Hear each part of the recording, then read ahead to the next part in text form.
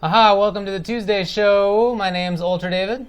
My name is James Chen. Press F for respect for Ultra David. Nice. Okay. That's a good... All right. I appreciate that. Shout out to the EFF. Your favorite organization. Exactly, because it As you well stands know. for the real estate organization. Good reference. I appreciate the reference at least. Nice work there. All right, so we're going to be talking about Combo Breaker, which will be coming up this weekend, of course. We'll both be there. Yeah, Combo Breaker is always one of the biggest tournaments, but we'll get into that a little bit. Definitely, So, yeah. yes. We'll be going over tournament results. There were a bunch, actually. Yes. Some big ones, some small ones. Correct. We'll be talking about contracts in esports. I guess maybe I'll be talking about Yeah. contracts. Maybe chiming in like, here and there. Just Tell because me it's more, been in the David. news. Yeah. We'll be talking about some 5-5 matchup stuff that could be interesting. For example, Tatsu's take on sponsors. Do you guys count as the FGC? It's right. You guys. right in the there. Twitch chat. And so forth and so on, patch news and whatnot. So yeah, let's begin with CB. Combo Breaker. Combo Breaker is this weekend, and of course, Combo Breaker is one of the biggest tournaments of the year. A lot of people consider it the biggest fighting game tournament of the year. It has definitely gotten to that point. I mean, obviously, it doesn't have the same kind of attendance numbers that Evo has, but it's just, in terms of for players, for attendees, et cetera, it has really reached kind of like a pinnacle of enjoyment and fun factor. They were one of the first ones with a 24-hour venue. They always have, and it's interesting too because all of this, despite the fact that there's nothing to do in the area.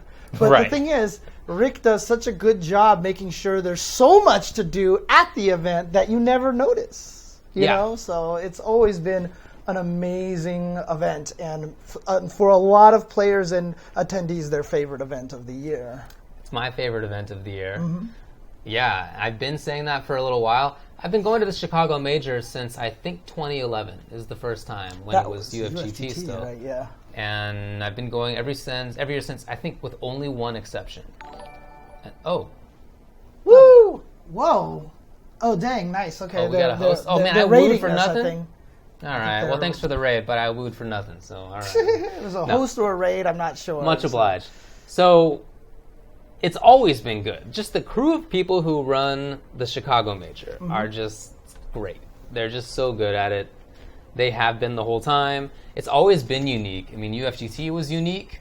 Combo Breaker adopted some of that, although not all of it, and it has its own spin on things. I mean, Combo Breaker literally was kind of like the successor to Yes. UFGT. It was basically Keats passing the torch on to Rick. Right. So it just kind of extended from there. Right, and it's been great the whole time. So I'm super, super excited about it, not just because the event is cool. I really like hanging out with the people in Chicago. Some of my favorite people in the FGC are in that area, or who get to that area easily anyway.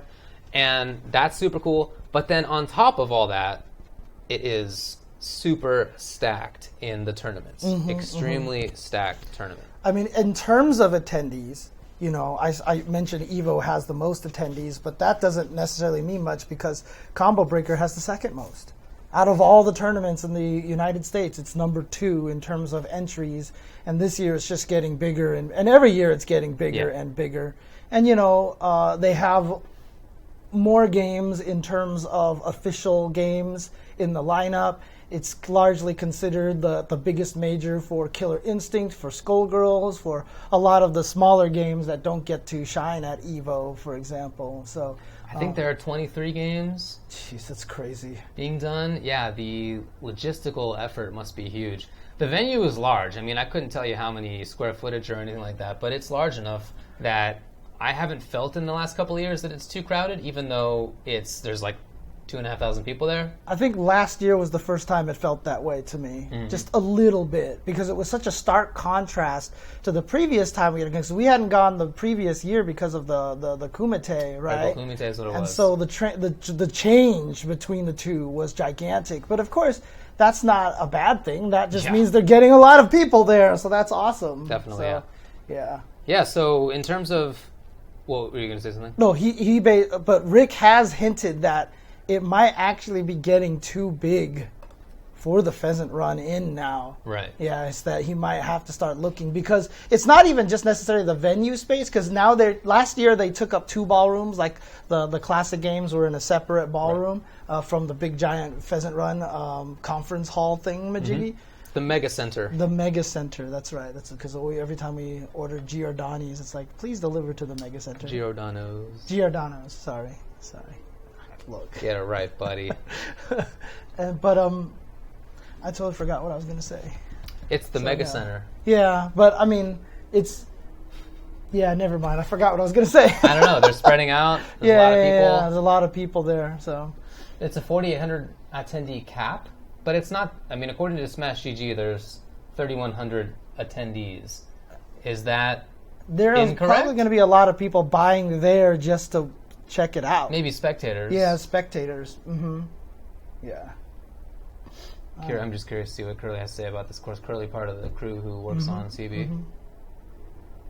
Yeah. In any case, while we wait, some of the games have huge numbers. Yeah. So Mortal Kombat is almost 800 people. It's like 775. Yeah. Of course, it's the start of the Kombat Cup. The Mortal Kombat Pro Competition. The Mortal Kombat Your Pro favorite Competition. name. It's MKPK. MKPK Thunder. Okay. Yeah, that's basically how I've been MKPK. remembering it. About 3,700. Okay, gotcha. Okay. So so there's that many for that. Tekken has over 610. Street Fighter has 600 people. Dragon Ball has 375. Gear has 310. Caliber has 250. BB Tag has 185. 425 for Under Night. Nice. 100 for Killer Instinct ish. Skullgirls was 75. KOF 1475. Marvel Infinite 93, 94. Nice. That's cool. Super Smash Bros. Ultimate 428, and doubles is which over is 50. one of the biggest Smash Brothers tournaments at Combo Breaker. Combo Breaker the past few years hasn't necessarily had that big of a Smash scene, but this year it's like super legit for Smash Ultimate. So pretty cool. It's awesome. Over 100 for Vampire Savior. Yes. Over 100 for Super Street Fighter 2 Turbo. 118 for Street Fighter 3 Third Strike. Yes. Dang, dude, that would have been the biggest tournament of the year 15 years ago. Yeah, I know, right? That's wild. Would have been like, we have 100 people in Third Strike, and they're all good, right? Yeah, there's no fluff anymore. There are, of course, 256 for the Mystery Game Tournament, but it's capped at that. Yeah. It would have had the most entrants. Yeah, everybody right? just Everybody enters would it for play fun. Yeah. Yeah. Alpha 2 has over 40. CVS 2 has over 50. Soul Calibur 2 has over 40. Marvel 2 has 40, 39, I guess. EX2 Plus has 19. TMNT has almost 50. Yep. EX2 Plus is the sad game here, man. 19 people, dead game. Dead game. God. Basically, actually. Yeah. Is 400 players for Eunice the biggest Eunice tournament yet? It might be, but I think Evo's already over that number, right? Probably. I think Evo already has like. To be expected. Yeah, Evo has like 400 and something already. According. No, that's right. It was only the order. That's right. Order. Wizard But gave us the order. You got to think that it'll surpass that amount, but still, I mean, super. For impressive. now, this was definitely the biggest Eunice tournament ever. Yeah. Makes sense to me. Yeah. So everything is super stacked. And I went through the pools a little bit for the games that I'm most interested in currently, with Street Fighter and Mortal Kombat. And EX2. And Third Strike. And, I mean, all the pools have multiple top players. It's just the way it's going to be. Combo Breaker is going to be one of the toughest tournaments to even remotely perform well in, just because there's going to be so many strong players. It's how it is, man. It's just you can't expect anything else. But that's what makes it a creme de la creme kind of event, right? You're not going to win this event unless you are like, no one's going to be like, but this person wasn't in attendance. Right. You know what I mean? Yeah. That's not going to happen if you win Combo Breaker. For sure. Yeah. So some people have put out interesting pools reviews. For example, GTO Akira put one out on Twitter for Street Fighter that I thought was pretty useful. Some of the pools are, pretty strong, right? As just what we were talking about. I like there's like Commander Jesse, Mago, Terrence, Tokido, Mena, RD, Cobblecog, and Twisted Rivera are all in one pool. Dude, Tokido and Mena might be pool might be in pools, right? Right. There's Pretty wild. also Brian F, Goichi, Squall, and Toy all in Hurricane, one pool. Itazan, and Snake Eyes, and Sherry. What? Wait. So 2 Zangief players potentially? Yeah. Oh man. That's how it goes for Zangief boys. I mean, there's so few of them, and you end up getting put in the same pool as another Zangief boy. Man. Yeah, that's a good point. That it's going to be it could be anyway. Commander Jesse that's versus right. Mago Runback. Of course, Yeah. that happened at Brooklyn Beatdown. Brooklyn Beatdown in 2017. Got double perfected by Commander Jesse. Yeah, a classic one. A classic one. That's super cool. Goichi entered for MK11. That's so sick. Yes, he did. Yeah. You know what? I hope the first person he plays in tournament loses and gets mad and just starts cursing him out. Kind of like that. Remember the clip that they showed where for his first online match and the guy's like, some Sub-Zero, like yelling at him, dude. Yeah, Oh, man, poor I think guy. that's really great. There's a pool that is AM Kid, Fujimura, Mr. Crimson, and Chris G. You got John Takeuchi, Doomsnick, and Ricky Ortiz. Plus Aegis Neglector. Chanel and Hot Dog entered in MK11. Oh, interesting. Okay. Nice. Chanel, the Tekken player. Right. And right. Hot Dog, the Bison player from Street Fighter V. Taiwan, I want to say, or Hong Kong. I forgot. I don't remember. To be is he from honest. Japan? I'm not sure. No, he's not Japanese. Japanese He's not for Japan. sure. So. Yeah. Okay. Anyway, you can go Hong through. Kong. There we go. Thank you. You can go through and test it out. I mean, and see who's in the pools, but there's just a ton of people in every single pool, so it's going to be awesome to watch, awesome to play in too. If you're somebody who's in one of these pools, you get to test yourself against, for sure, some good player. I know that Ace King Offsuit is in the chat, but he basically has his most challenging schedule to create ever. I don't know. Did he actually create it yet? Have you created it yet, Ace King Offsuit? But keep an eye on his Twitter, please, which is exactly as you see it in the Twitch chat, which is Ace King Offsuit, all one word, no spaces, no underscores. He'll have the schedule for you for all of the streams, because there's going to be a lot of them. Yeah. And so that way you can keep track of where your favorite game is going to be streamed. Well, speaking of something that he did do, did you see the booklet that was put together for Combo He Breaker? said that every entrant gets one. That's so cool. We're not entrants, so I just asked Rick, can I buy it? Can I just buy it? Like, I just want to pay money for it. I want it. Yeah, So, for sure I'd pay money for that. Because I have I still have a whole bunch of the booklets that Evo made years ago. Like, I have some booklets from a bunch of different events, and I just want to add that to the collection. You know what I mean? I want to keep collecting all these things. Yeah, definitely. I think that's so cool. It's got quotes from people of interest. Mm-hmm. It's got artwork by Richard. Artwork looks great. By Richard Swono and Coquette. It's got a lot of stuff written by Ace King Offsuit in there. Yeah. So there you go. I think that's so cool. I think that's awesome. I mean, like we said, Combo Breaker is unique in some significant ways, and this is definitely one of them. Did this last year as well, but apparently it's stepped up even compared to that. So very, very cool. I will be playing casuals as much as I can. I know Samurai Showdown is going to be tested over there. Sam Show will be there. So maybe I'll try. I don't know. Again, betas and lines, I don't like them. Yeah. So we'll see what happens. Okay, all right. But I don't know. We'll see. Yeah. Anyway, I'm very, very excited for it.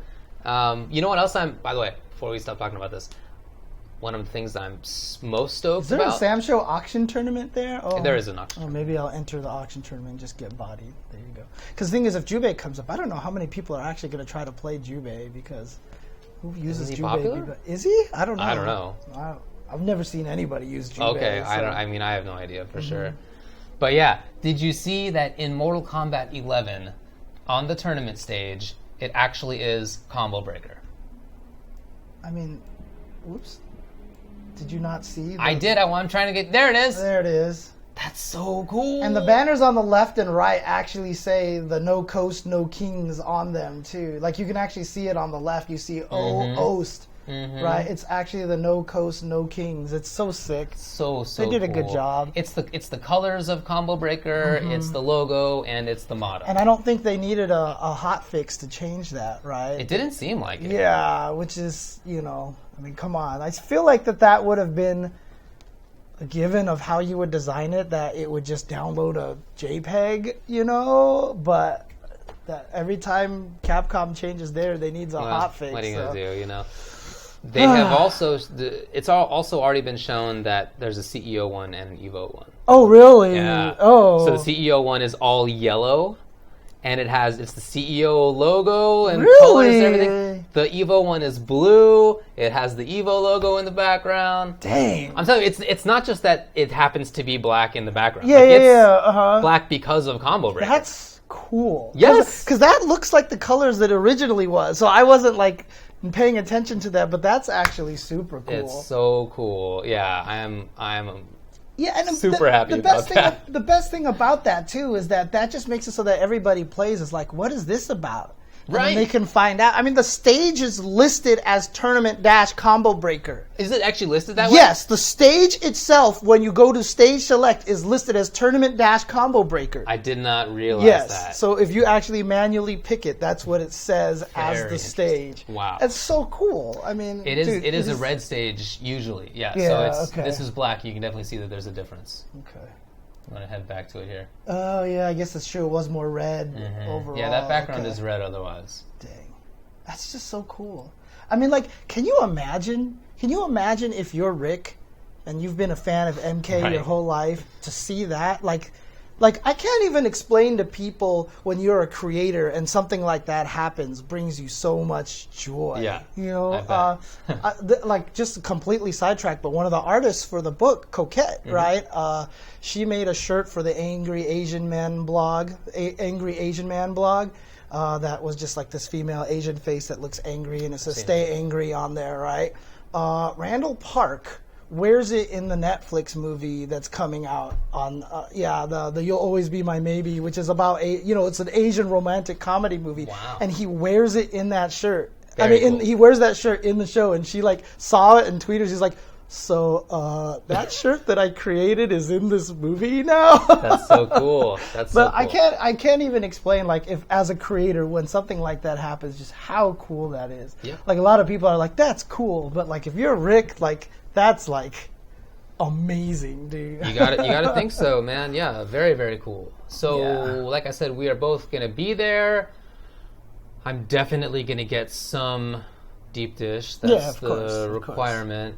I'd love to go to a Giordano's. I don't know how close any of them are. It's pretty but- close. There's one that's pretty close. I went there last year, and it wasn't. You actually went there. Yeah. Well, I mean, someone came and picked me up. It's like a 30-minute walk or a 5-minute drive, I Got it. believe. So yeah, I Wow. definitely have So you're some. walking slowly. Yeah. Okay. Now, some people will tell you that there's other ones you should get. Yeah. Pequods people talk about, for example. Had that. It's a good one. For me, Giordano's is number one. Yeah. Oh, okay. Yeah. I mean, I'm not from Chicago, but I've been going to Chicago almost yearly for like 30 years. So, I got a little bit of knowledge. Nice. Yeah. Lou Malnati's is what you're thinking of, and Lou Malnati's is good. But again, I would say personally, I like Giordano's more. But look, they're all It's good. really good. The problem with it is like I've ordered to go delivery from Giordano's before, and Yeah. I've had their spaghetti. Yeah. And their spaghetti is hella good too. But like, you obviously can't eat spaghetti and like a slice of their pizza because like you are just basically dead. So I'm gonna have to go there more than once, so I can get spaghetti once and then the deep dish another time. So it's definitely gonna have to be a multiple Giordano's run if I can. Wow. Okay. So Typically, I buy one personal size pizza, and that's both dinner and breakfast and sometimes lunch the next day. Exactly. Those pizzas are crazy. Exactly. Put spaghetti on the pizza. I mean, sure, I can try that. That would would be explode. death. Yeah. Well, anything else to say about Combo Breaker? If you have a chance to go to it, I know it's very late right now, Yeah. but definitely do. It is definitely always probably number one or number two most recommended event to go to. Right. So right now it's basically Evo, Combo Breaker, and CEO. Those are the three events to go to. CEO. I mean, there's the Daytona issue right now, but outside of that, it's always been an tournament amazing. itself's The great, tournament's yeah. great. The wrestling thing was super awesome Yeah, it was. last year. And they're going to do it again this year. Yeah. So, those are the three tournaments that you can't miss, basically. So That sounds right to me. Yeah, if you live anywhere near any of those, you should go. And if you have budget for like one to travel to, it should be one of those three. I definitely agree with that. Yeah, I still haven't been to Galloping Ghost yet, OG Geek. Whenever I'm there, I just don't have time. Because it's not, Galloping Ghost is more in Chicago. And Pheasant Run is a little outside of Chicago. It's like a half-hour drive outside of Chicago, right? So Pheasant Run? Yeah, maybe like an hour. But it's about half hour, 40 minutes from the airport, which itself is like half an hour out of Chicago. Okay. Anyway, not terrible. Yeah. But I have not yet been to Galloping Ghost either. I'd love to go, but this is probably not the year again either. Yeah. So.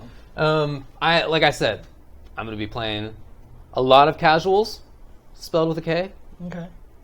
So hit me up if you see me walking around and like I'm not playing casuals. Be like, David, what's going on here? Why aren't you playing casuals? Are you gonna stay up in a 24-hour venue? Okay, I probably can't do that. Right. I probably can't do that. But if I do have time, well, I do. I mean, I have time. I know my schedule, so I'm not commentating the entire day. I do have hours where I'm not. So I will be playing video games. During that time. So hit me up. Let's play video games. That's right, casuals with the slashy boy. I'm gonna be slashing people. What? You're so good. He's good. So, what of it? Man. What about it? What about it? I played against Dizzy last night. Oh, dang. Okay. So he won Combo Breaker in 2016. So he's all right. Yeah, and now he works for NRS. Oh, so He's can like he a game enter developer. anymore? I don't think so. Ah, that's 2015 is what he won. Okay, Yeah, whatever it was. MKX first year. Yeah, so I guess 4 years ago. And so we played last night. It was awesome. Super cool. How'd you do? I mean, I didn't win that many. I don't know. I won 20%. Who was he using?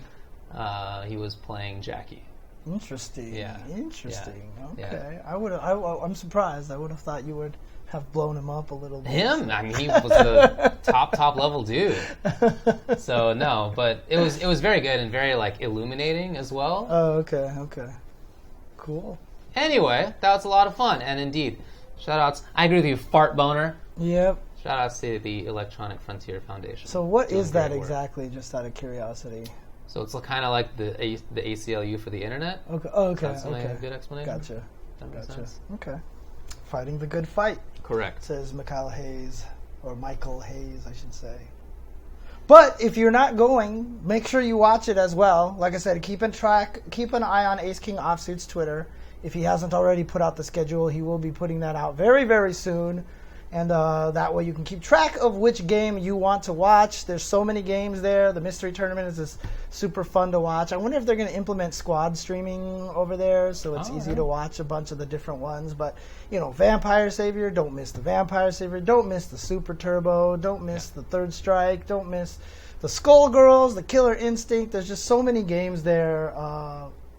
Dude, I know, right? I wish Ace King Offsuit was getting money for making those schedules, dude.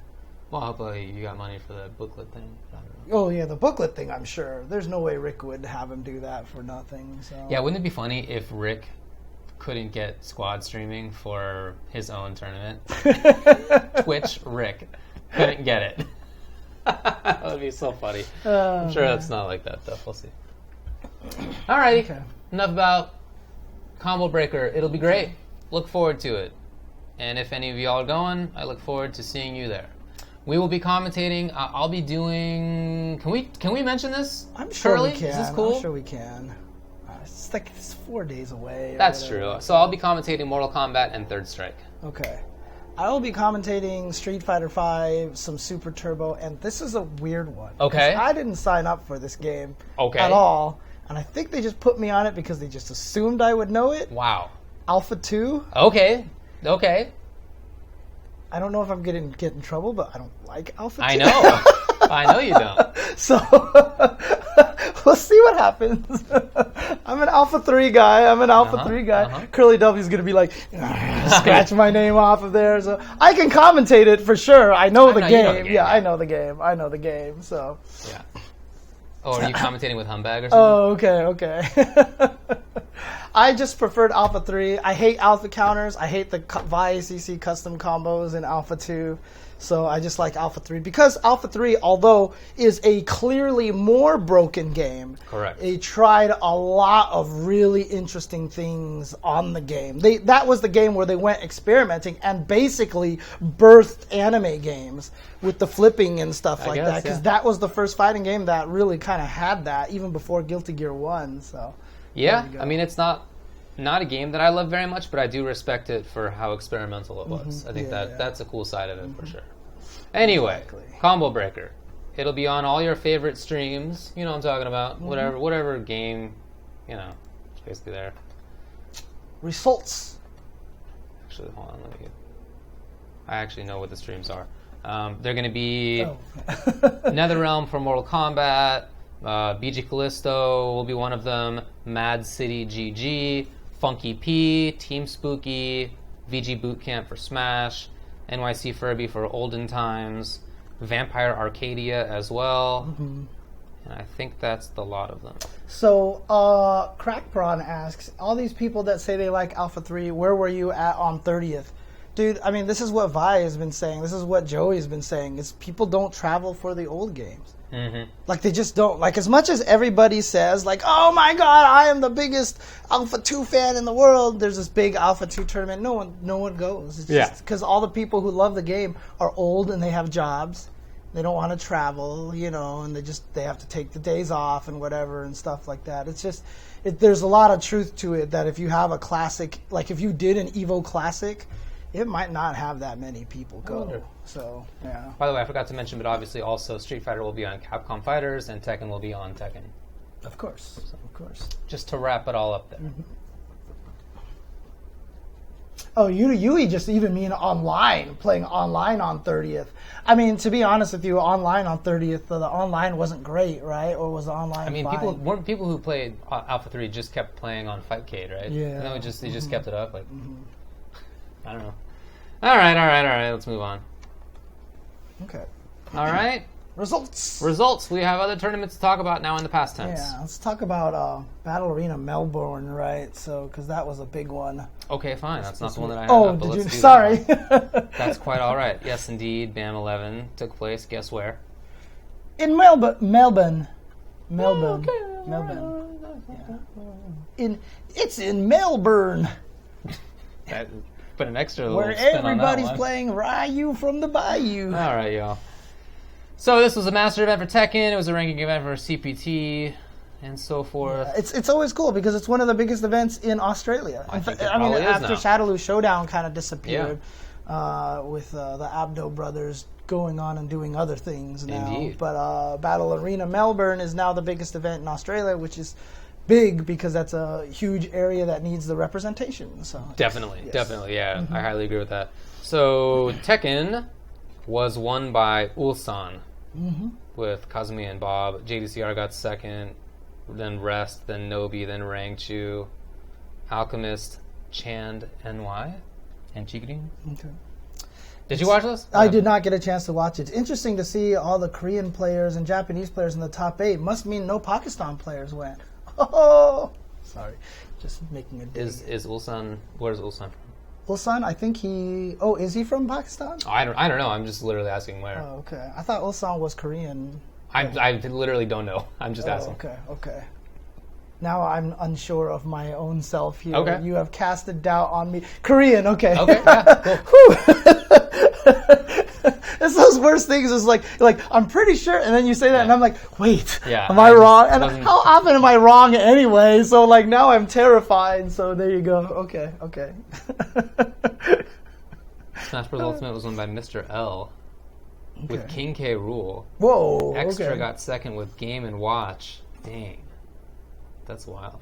Street Fighter V was won by Machobo. Interesting. Nikali. Yeah, beating Bonchan. Beating Bonchan. Yeah. Karen Sagat. So there you go. And you know what? Everybody was saying that he was making Nikali look different.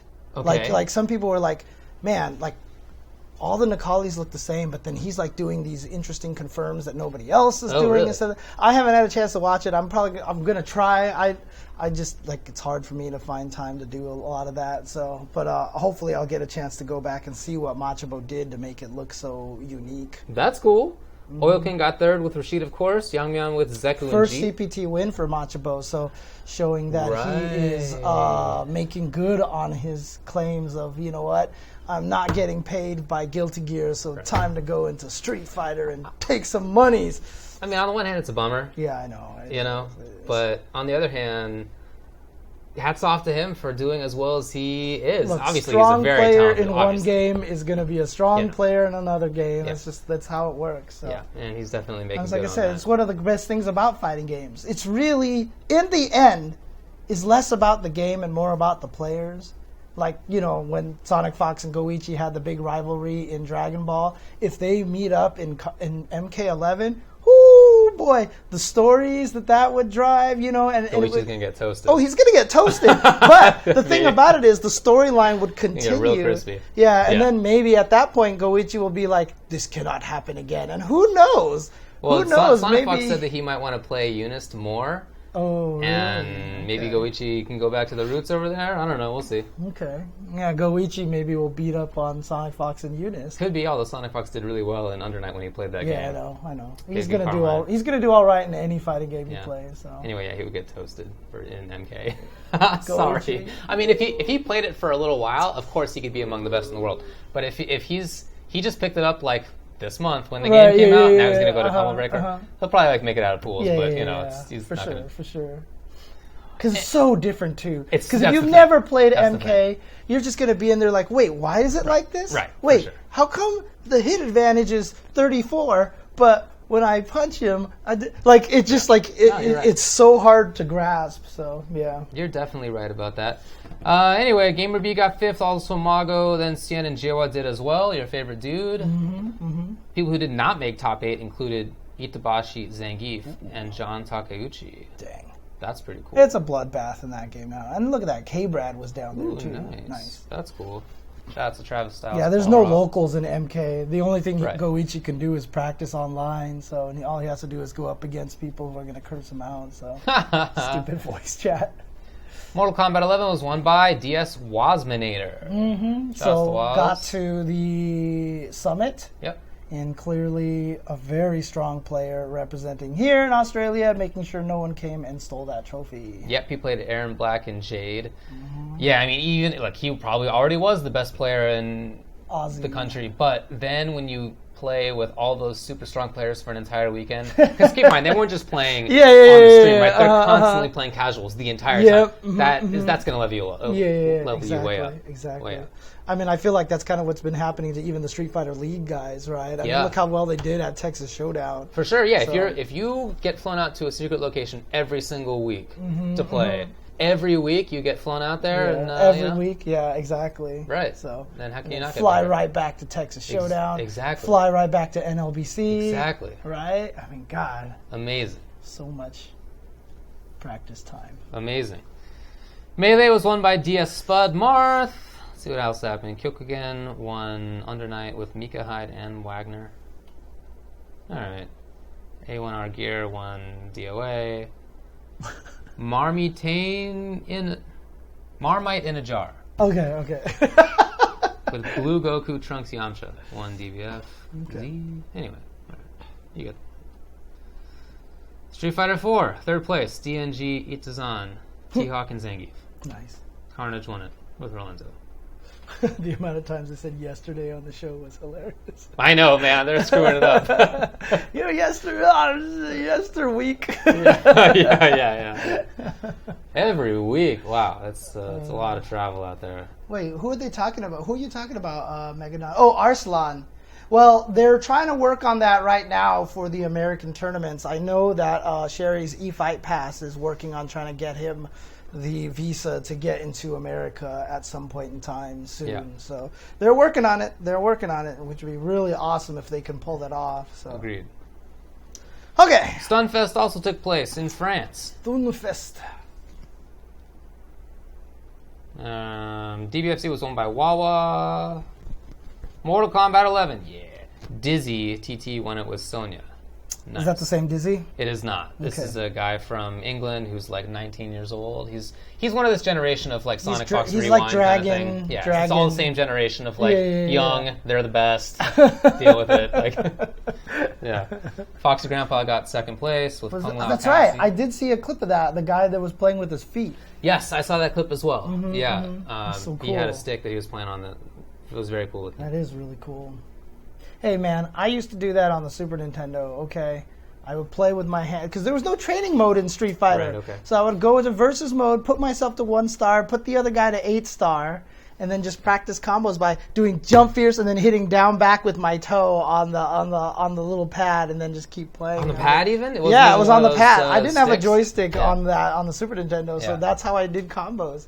I would do jump fierce and then hold down back with my big toe Dang. with the controller on the floor to make sure that I was doing my combo. Because there was also no combo meter either, so I don't know if it worked or not. Wasn't it just like a faulty port anyway? Didn't it have weird stuff? Yeah, there was definitely the combos that didn't work, but it was still fun to do. Yeah, okay, fair combos enough, like I guess. that. It was just, that's the way it works, so.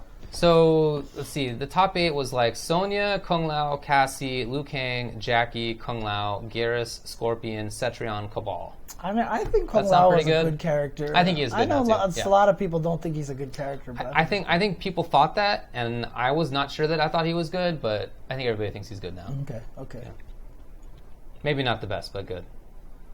And Tekken 7 was won by Kalak, Grip Kalak, with Lily and Katarina. Okay. Anything else? Iari of won note? Linne. Oh, that's right. There was Linne. also the Samurai Showdown Invitational Tournament. That's cool. right. All right, Yeah, so Ryan ET Hart won it was with playing in there. Earthquake. Yeah. Second place was Master Crimson with Genjuro. Ryan Hart third with Galford. Frianel with Galford and Genjuro. Then Aiken with Galford. There just weren't that many characters, I guess. Yeah. Shinkawa with Genjuro. Tishun with Hamaru. And then White Ash X with Nakoruru. Yeah, I watched some of that. Oh, yeah. I've only seen the clips from Ryan Hart posting up, so yeah, I haven't had a chance to watch it. You know, honestly, the more I watch the game, the more I'm interested. Oh, okay. Cool, Yeah. cool. I mean, as I've said on the show, I definitely, like, when it was announced, I was like, but why? Basically, like, I don't care. And as it's been shown more and more, I'm more and more into it. Curly W has posted up something that says, important if you are attending Combo Breaker. Hey, everybody. Your tournament dashboard on Smash GG is broken. Ignore it. The brackets show your correct pools and opponents, so go by those. Okay. Okay, so in other words, the dashboard on Smash.gg is not showing the correct pools. The brackets are showing your correct pools, so go by that instead. Okay. Oh, wait, hold on a second here. What's this about? Huh? What? What? Why is Stunfest top 4 of Third Strike Tominaga, Genki, Boss, and Yaz? How did that happen? Boss? Yeah. Like Boss, like not... Oh, not B44. not boss, but Yeah. boss. Yeah. Like I'm the boss. Yes. Okay, gotcha. Dang, that is a gotcha. stacked top 3. Jeez, all right. I know. What the hell? What were they doing? That's there? why I'm asking. That's Yeah, if crazy. anybody knows the story, I Okay. don't know what happened there. Okay. Zagi won Super Turbo, Nice. ET won KOF 98, and so forth. All right. All right. Okay. Yeah, I watched some of it. I was out of town over the weekend, so I didn't watch that much fighting game stuff. Okay. I was out of town as well. I was doing commentary. Oh, this that's weekend. right. So I was traveling. That's right. I got to go to Washington D.C. Oh, sick. All right, maybe we'll talk about that actually in a little bit. cool. That's Yeah. because that actually is pretty cool. CPT Online LATAM West occurred. I watched a little bit of that as well. And El Tigre won it with Laura and Ibuki. Nice. Doomsnake got second with Vega. El Tigre, of course, is the first player to receive their visa through eFight Pass. So, Right. There you go. Cool. Oh, really? Stunfest wasn't even announced till super late, huh? Okay. Is that so? Is that probably why I didn't get any tour stuff going on in That's there, too bad. so, yeah. Long running event, of course. Gommel? Yeah, Gommel was won by Tweak in Super Smash Bros. Ultimate with Wario and Roy. I know, right? High Fight Doomsnake, but forever I'm like right there every single time with Vega, dude. Tatsu, I mean, again, as we mentioned this before, but I mean, who if knows? he just was not playing that character. But who knows? If he played another character, maybe he wouldn't do as well. Because there's just like there's those characters that you click with. He would. You know? Yeah. Definitely. He probably would. He definitely would. But, you know, that's the choice that he's making in life. Second place was Mars with Zero Suit Samus and Ike. Esam got third with Pikachu. MKLeo fourth with Joker and Lucina. Cool. Damn. Pretty big tournament. I mean, obviously it's a stacked Gamma event, right? is always a big tournament, yeah.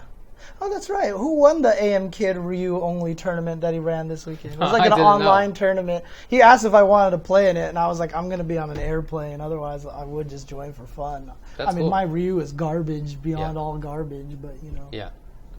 Mango won Melee. Oh, nice. Okay. Who was second? Tempo Axe. Pikachu. Third, Leffen, Fox.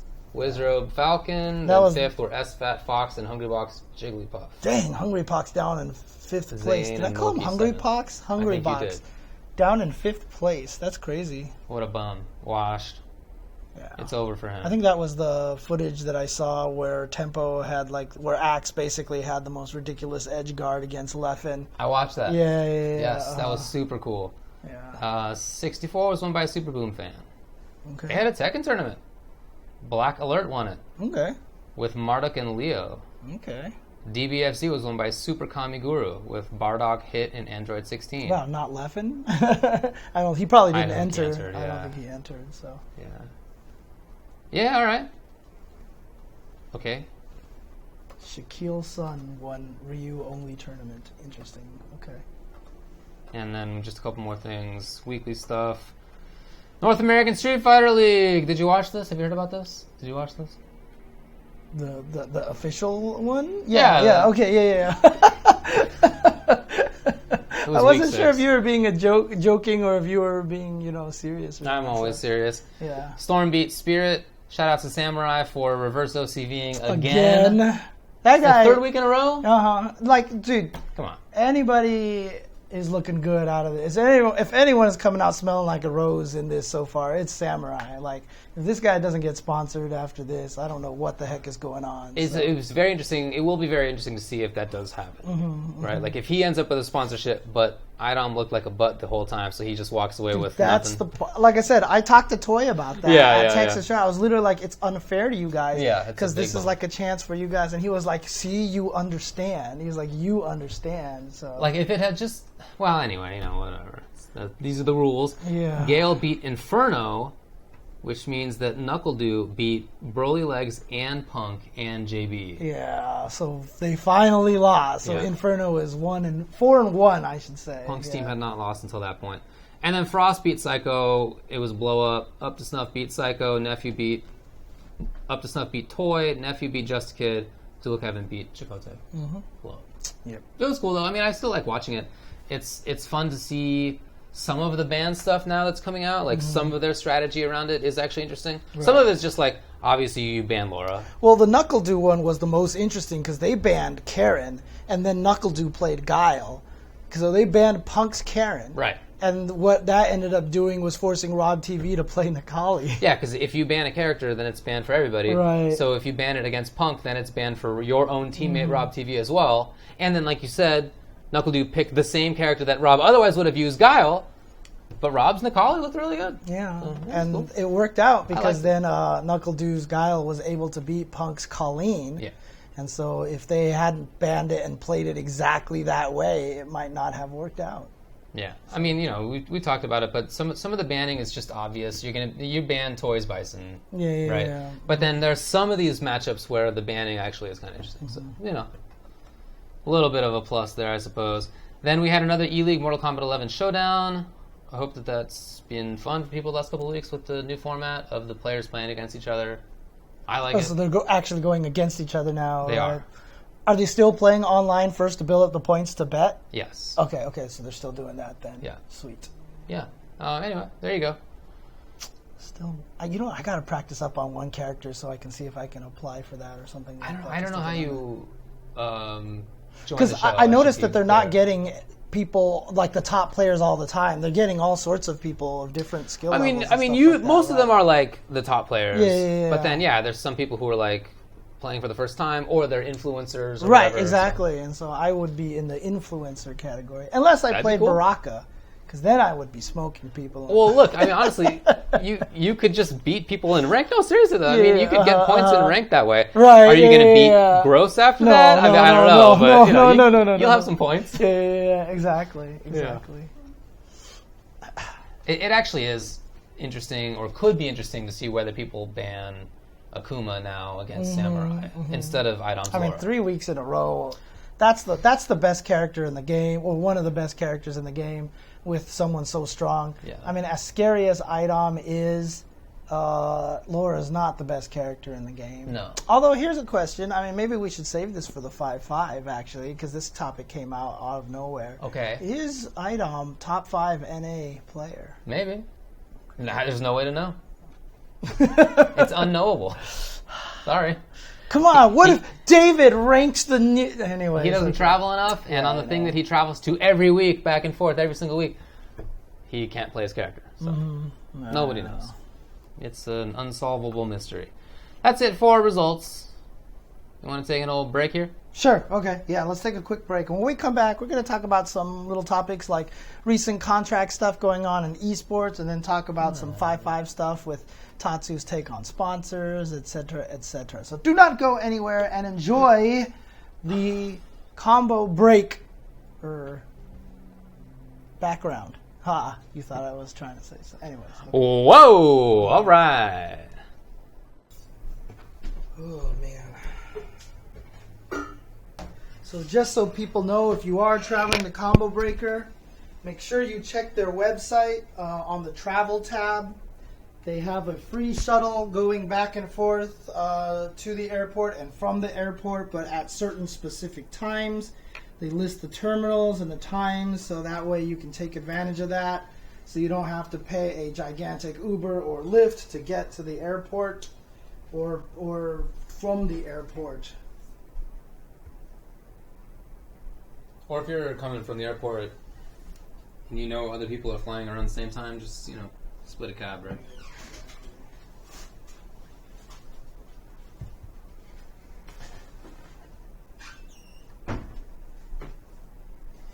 Yeah, that actually makes a lot of sense, Curly. Just go to Terminal 1 and it'll pick up there first, because it would suck to want to take the bus, but other people have already maxed it out. You know what? I'm going to do that. Genius. Interesting. Okay. Game the system. Because I'm riding in Terminal 3, so I might not have room on the bus for that. Yeah, right. Correct.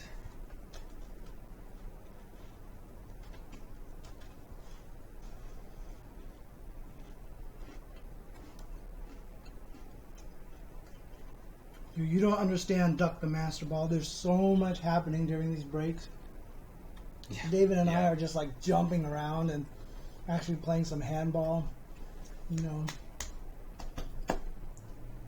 I don't think people know exactly what I mean by handball. Oh, man, my favorite part about the breaks is being able to take my pants off. Why do you even have them on in the first place? Well, you never know. We'll definitely mention BB Tag. I've only played it a little bit, and I don't feel like I can confidently talk about it yet in terms of the changes, but we'll talk about it a little bit, yeah. Yeah. For sure. Actually, I need some water. Yeah.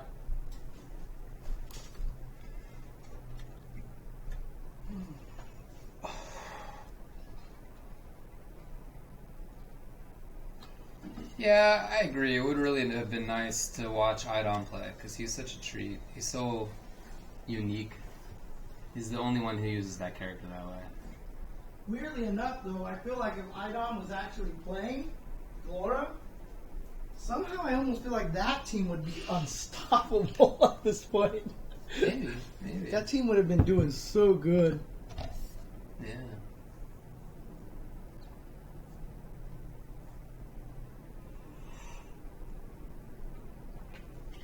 Oh, they're gonna play the new patch of BB Tag at Combo Breaker, huh? Yeah, they actually have Dang. supported it. So. All right, we're about to come back. I know. That would be awesome if one team is like, all right, let's ban Akuma instead. And then IDOM just destroys everyone. It was like, okay, we're sorry. Go back. That happens at some point. Yeah.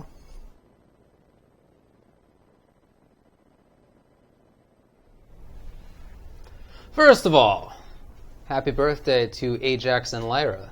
Oh. They are 3 years old. Dang, already. Yeah, it's wild, right? Dang, I still remember when they were just the tiny little kitties. Me too. I was playing with them. You had me come over and feed them one time, and I had them crawling around my leg and everything. You could just pick them up by the little scruff. Yeah. It's weird because you could still pick up a cat by its scruff even when they're adults, but like it feels like it hurts them. You know. It also doesn't have the same effect. Like it a little bit, but not. It doesn't they don't comatose shut down. them. Yeah. Like before. Yeah. Dude, when they're little babies, they just shut down. Yeah. All right, let's talk about the next one. Contracts in esports. I'm going to tell you about a frustration of mine for the last 8 years. What, every contract is yours that comes back? And It was like that for a while. There are basically like 3 lawyers, and now I would say I'm not doing it as much as I used to be, so it's mostly them. Oh, so like okay. It's usually their contracts, and if I see a contract from... There's like so few contracts that I'll just be like, oh, it's a Bryce contract. Got it. I know everything in here. Okay. Like, it's like that kind of thing. But anyway, no. The frustration is that since I've been practicing law in 2011 is when I started in esports, which I didn't call esports at the time, contracts have been lopsided. Oh, yeah. They've been lopsided. It's only the very few players who have been able to get good contracts for themselves. Right. And it's always lopsided rare. for the company, not For the player. Team. Yeah, for the team. yeah, for sure. And it has often been the case, not categorically, but often, that I've come across a contract for a player that is, potentially illegal. I mean that kind of imbalanced, or that goes against the law in terms of the way that California regulates talent agencies, various things like that. But it's hard to have the resources to tackle that. It takes a lot of money and time to get a whole lawsuit. It really does. It's a lot of money and time.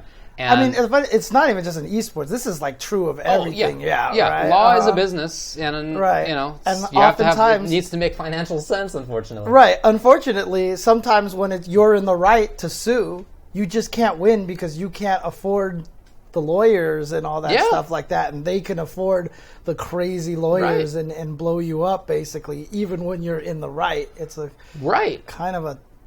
I mean, I wouldn't say that always it's been the case that the teams can afford lawyers. Oftentimes they can't either. But the players definitely cannot. And while it's true that I do it sometimes at no cost to myself, more commonly I'm doing it at cost to myself. That is to say, pro bono. I'm doing it for free usually for players in fighting games especially.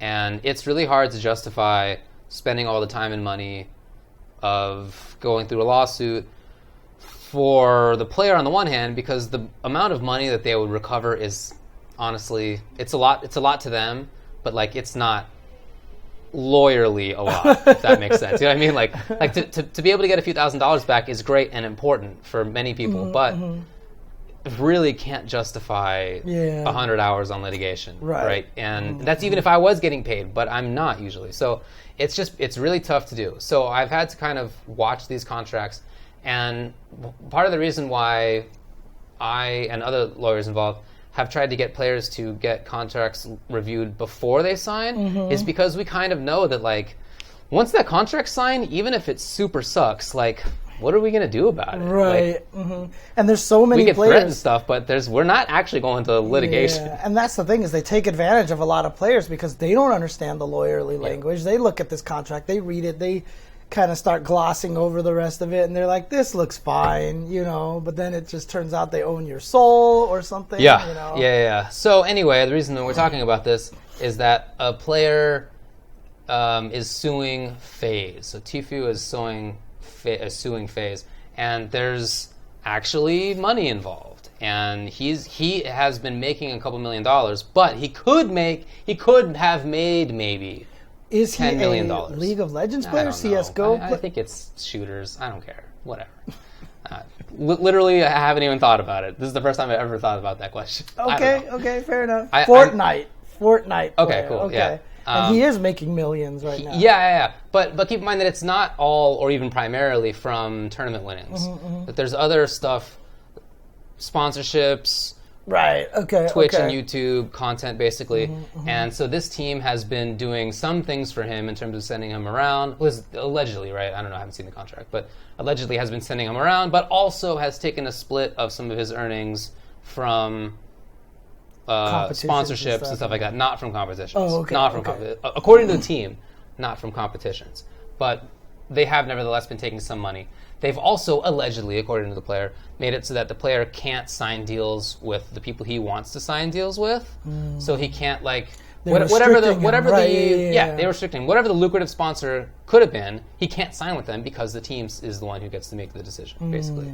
Okay. And so they're preventing him from earning money, is the allegation. And so finally we have a lawsuit in which a player actually is earning enough money to justify definitely going to court. If you could have made $10 million, right, you definitely go to court over that, right, obviously, yeah. right? And take it however long you can go. So finally, we have a situation in which we can really test player protections and see how much of what has kind of become commonplace in esports in terms of team player contracts is maybe illegal, even, right? And this could change a lot of things, right? It could. It definitely could. If Tfue wins, right? It definitely could. Yeah, for sure. In fact, I think that it's not even doesn't require that he wins. If he wins, for sure, obviously it changes. Right. But I feel like immediately other teams who have money will see this and say, they'll call up their lawyer and be like, "Lawyer, what are we doing that could actually get us sued?" And they will, or I hope at least, redo their contracts in a way that would make it so that they're not going to get sued. Because seriously, this has been a conversation in esports the whole time among the lawyers. We know that some of this stuff probably isn't kosher, but we can't really do anything about it, practically speaking. Yeah. But if we can now, you better watch out, because this is actually, you may actually get busted if you're a team. I mean, it just recently, I wrapped up a settlement on behalf of a player, and so I wrapped up a settlement on behalf of a player, and the player wasn't paid as he should have been, wasn't sent around to tournaments as he should have been, so there was a breach. But on top of that, I mean, certainly my understanding of the situation, keep in mind, settlement didn't go through the courts, so I can't speak definitively, right? But probably, in my view, was violating the Talent Agency Act in California, which regulates basically who can be an agent, how agencies work. Okay. Can an agency refer a client out to a third party that the agency has a financial interest in? No, things like that. So we just wrapped that up, but it was just settlement, and we couldn't justify taking it to court. Yeah, because there just wasn't enough. So seriously, this has been going on, and I really hope that it will fix things, or clean it up at least to a degree. It's true that it hasn't gone to trial. All that's happened so far is that a complaint has been filed. So that's step one. But it's big enough of a thing that it's putting it to the forefront, that people are paying attention. One of the tricky things about this, though, is that it really just kind of shows that, people always talk about, the players are the ones making the money and blah, blah, blah, but they're still kind of getting screwed in a lot of ways, especially, obviously there's going to be the ninjas that are just making tons of money out there. But for the most part, 90% of the players out there that are on these probably terrible, terrible contracts are just getting basically, just destroyed by these teams and companies and stuff. Yeah. It just goes to show, again, and this is just part of my long-term complaint, that I feel like esports is just kind of this weird bubble. We talked about this, the market correction that needs to happen and everything like that.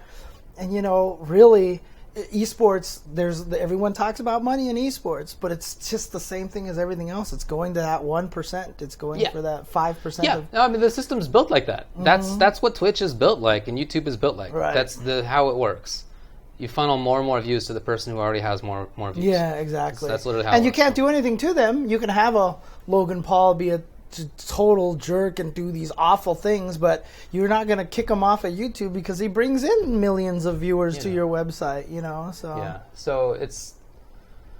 right, so, I mean, look, we've been talking about the player's perspective. I don't want to claim that this is set in stone. All we've seen is one side of the complaint, okay, to be very clear. So we've heard from the player's lawyer. We haven't heard from the team's lawyer. Okay. We have heard from the team owner. He's been putting out some tweets. Yeah, someone Put just out a said, video. Curly W said he just had an online meltdown or something. For sure. Okay. So that is very ill-advised. If you're ever in litigation, don't put a video out about it. Not great. Not a great idea. Stop tweeting about it. It's just one of those commercials. Bad idea. Bad idea. Don't do that. like blah blah blah. Bad idea. Yeah. Go eat at this place. Good idea. Yeah. Exactly. For sure. So, but again, I don't want to characterize this as being sued, put out a video. Bad idea. Yeah, bad idea. Definitely. But I don't know what their perspective is other than what I've seen in those things. I haven't seen their lawyerly take on it. Right. So of course. I don't know. I don't want to come across as being super on one side. I'm biased towards the players. I'll admit that. Yeah, but I don't know the legalities, right, of their particular situation. Right. So I mean, as a lawyer, you have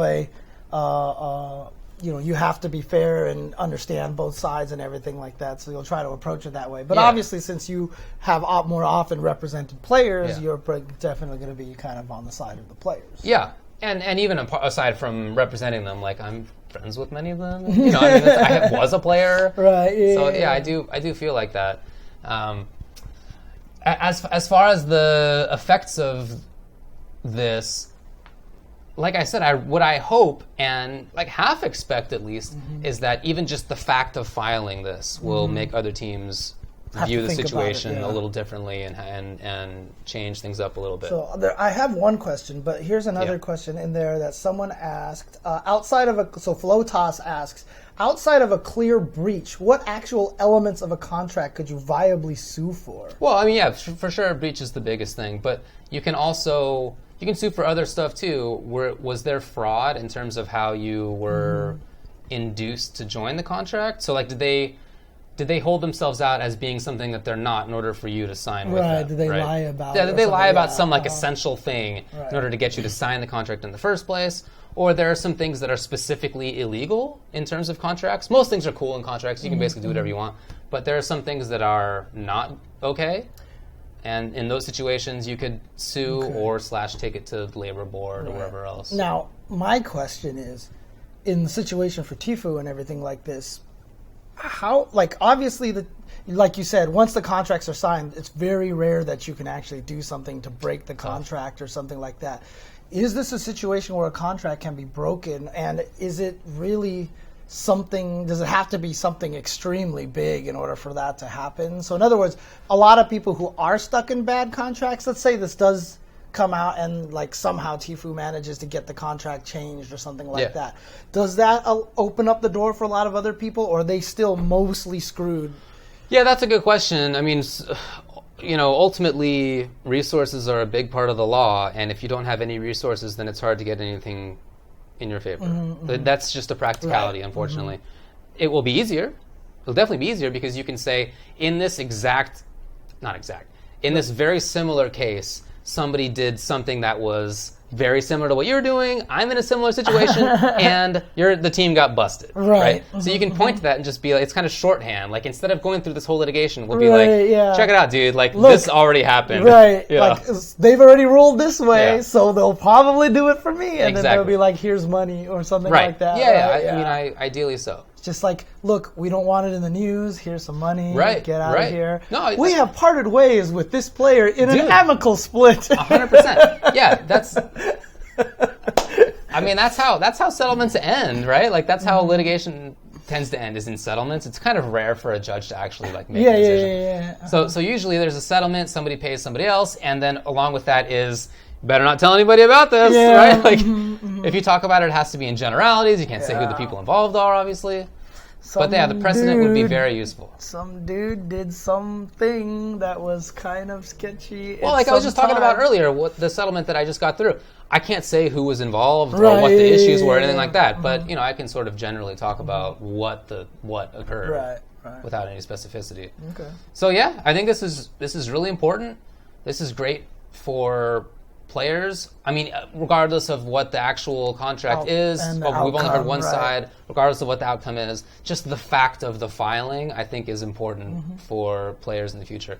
To bring it back to the is esports in a bubble situation, I'm very happy about this for another reason, and that's that I feel like this will maybe make potential investors think twice about doing things that are kind of shady and extractive, because some people who have gotten into esports are getting into it because they think it's kind of a short-term, they can kind of extract money from it kind of situation.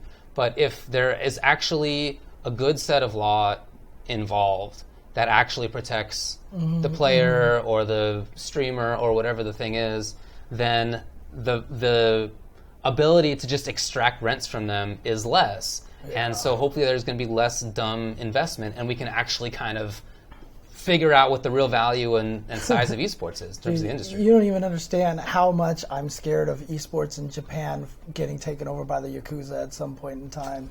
That would super suck. Because, I mean, they control the pachinko parlors. They control all the mahjong stuff. That's why Daigo in his book said he didn't want to go in mahjong. Right. Because it was all controlled by the Yakuza. He just didn't want to be associated with that.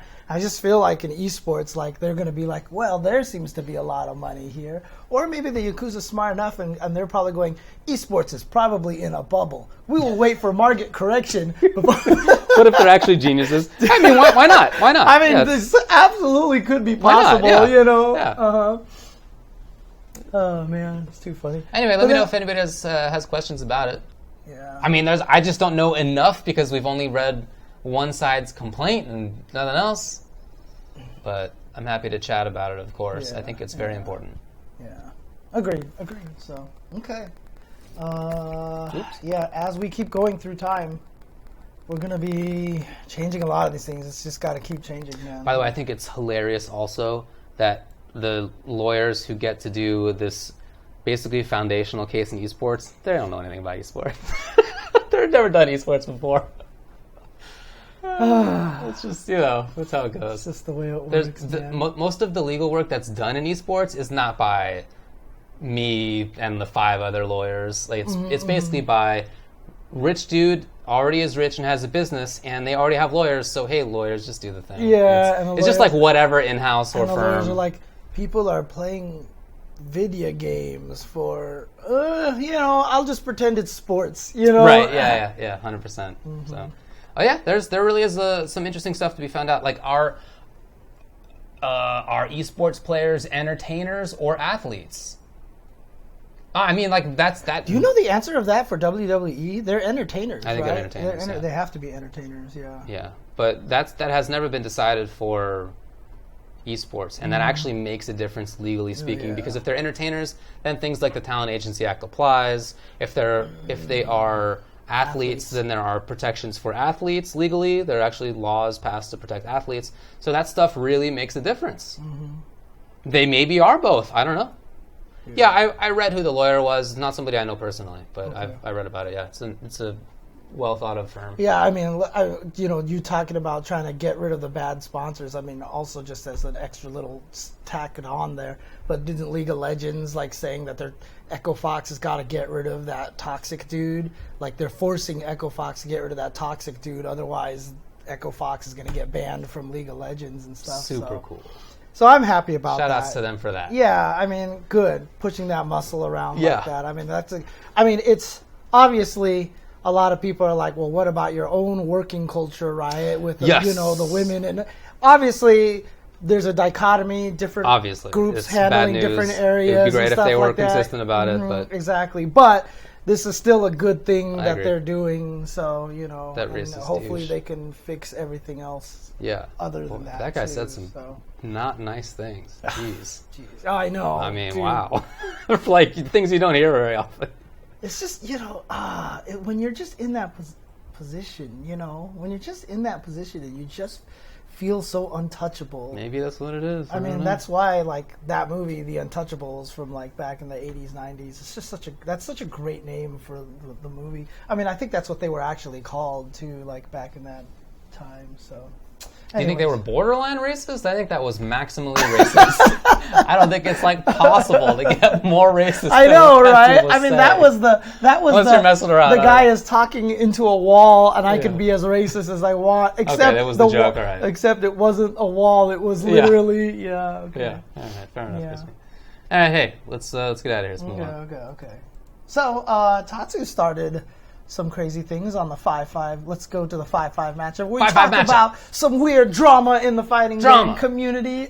Drama, because that's what people want to hear, and it's the maximum drama, you know. No, not really. It's just interesting to talk about. So, but Tatsu. I thought you were about to do like a morning radio intro. Yeah. Here on David and the James on the Tuesday show. Yeah. What we've got here is a situation here. Tatsu calling out the sponsors of the fighting game players. They have become complacent. They don't give back to the community. They don't do anything. They are just resting on their laurels once they are sponsored, and they don't do anything anymore. What is your take on this, Ultra David? You're going too long. All right. He did put out some tweets. Yes. Do you have the tweets here available here? Well, yeah, I do, James. Okay. Oh, this is the wrong order here. Nothing makes me cackle more than seeing a sponsored player lose in tournament to a random nobody while wearing his stupid-looking sponsored jersey. How's defeat taste, my dude? You do this for a living, huh? And it's a picture of somebody I don't know. The meme. Who's that? It's definitely a Dragon Ball character, right? Isn't it like Zamasu or something? Works for me. Zamasu? Yes, this is the same Tatsu. This is the same some Tatsu. Green character. It is Zamasu. Hey, I've always said, if there's one thing that you know, it's Dragon Ball. Exactly, dude. I'm getting there. Anyway, there were some other tweets that were in a similar vein. Mm-hmm. What do you think about him basically saying, didn't he also say, I couldn't find this, but sponsored players don't give back to the scene? Yeah, he was saying something like they don't feel like they should have a responsibility to do more and give back to the scene. They're not giving back to the scene. People also have pointed out to a tweet that, someone messaged Tatsu on PlayStation 4 and was like, hey, can you teach me Dragon Ball? And he's like, what, you think just because I'm a pro player that I owe you anything or something like that? It was kind of a weird... That seems consistent. Yeah. But not nice, but... Yeah. But, I mean, a lot of people started getting triggered. Well, sorry, I don't want to use that word. You shouldn't. Yeah, a lot of people were getting upset and frustrated. They were getting irked by, what Tatsu was saying, and a lot of people kind of going, I mean, what do you think about this situation? Do sponsored players have a responsibility to provide more to the community? Why are they being sponsored? Are they giving back enough to the players in the community? I don't really think false idols is what he called them. Okay. I don't think that they have a responsibility to give back. Yeah. I think they should.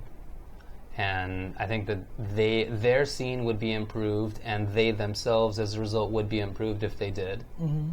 So I think there's reasons that they should, on top of even just you should. Mm-hmm, somebody gave to you in the first place, you should give back. Mm-hmm. But it would also just make you better in the long run if your scene was stronger. So there's both the just morality reason and then the actual practicality. Right. But I don't think that they need to. I don't think that there's some real responsibility.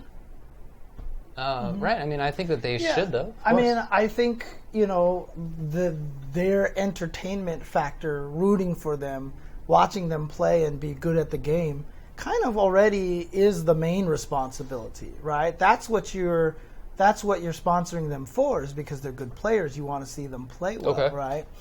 If we had a governing body, then we definitely could do things like, start making the players go help build houses and stuff like that. The NBA Cares program. Right, People fly around the world and help build houses for the homeless and stuff like that.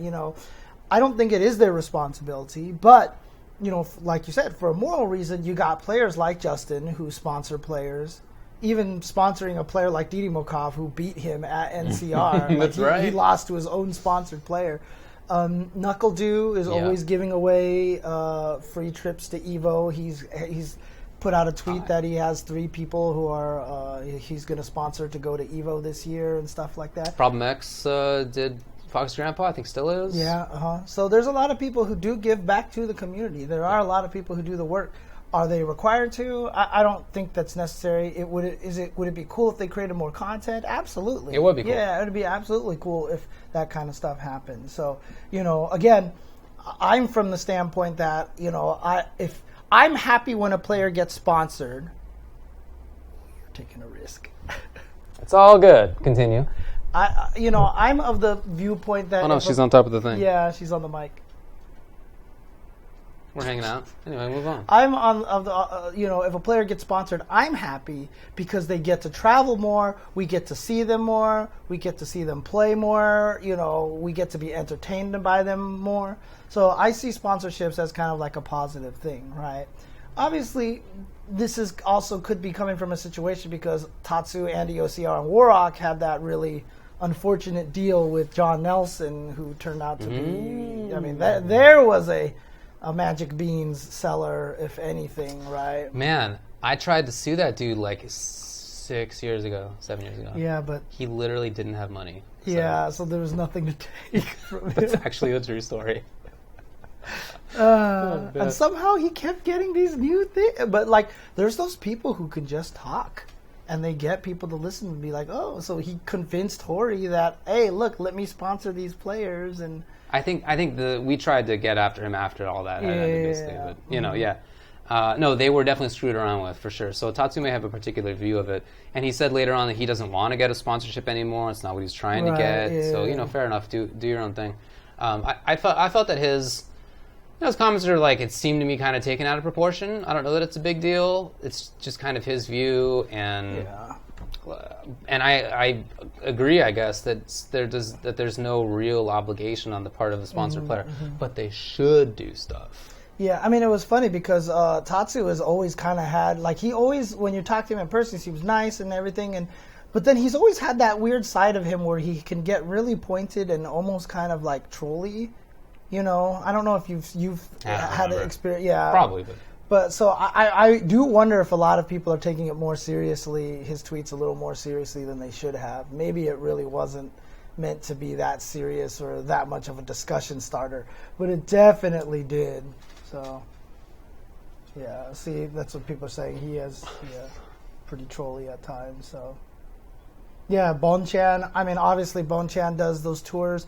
Dude, we can't even, stop talking about the great things Momochi and Chocoblanc could do in Japan and everything like that. There is a lot of people doing a lot of good things. Yeah. And there are definitely some players out there that you see that, I mean, everyone's going to have their opinion. There's different people who like different people and dislike other people. So there's definitely going to be some people that are going to get sponsored that's going to make Tatsu be like, what the hell? Why did they get sponsored? And I'm sure that's who he's referring to as false idols, but that's just a personal taste kind of thing. Well, I mean, I do think it's the case that sometimes players get maybe that fans are too enamored by players. Yeah. I'm still mildly uncomfortable with the idea of calling them fans. I mean, that's the whole it's where it's headed, FGC versus Smash conversation we've had so many times, right? Yeah. FGC versus Esports in general, but I mean, FGC has had that forever as well. It's not something new. It's new for us either. Yeah, Daigo's been he's had fans forever. Correct. I mean, even back in Oh, hello.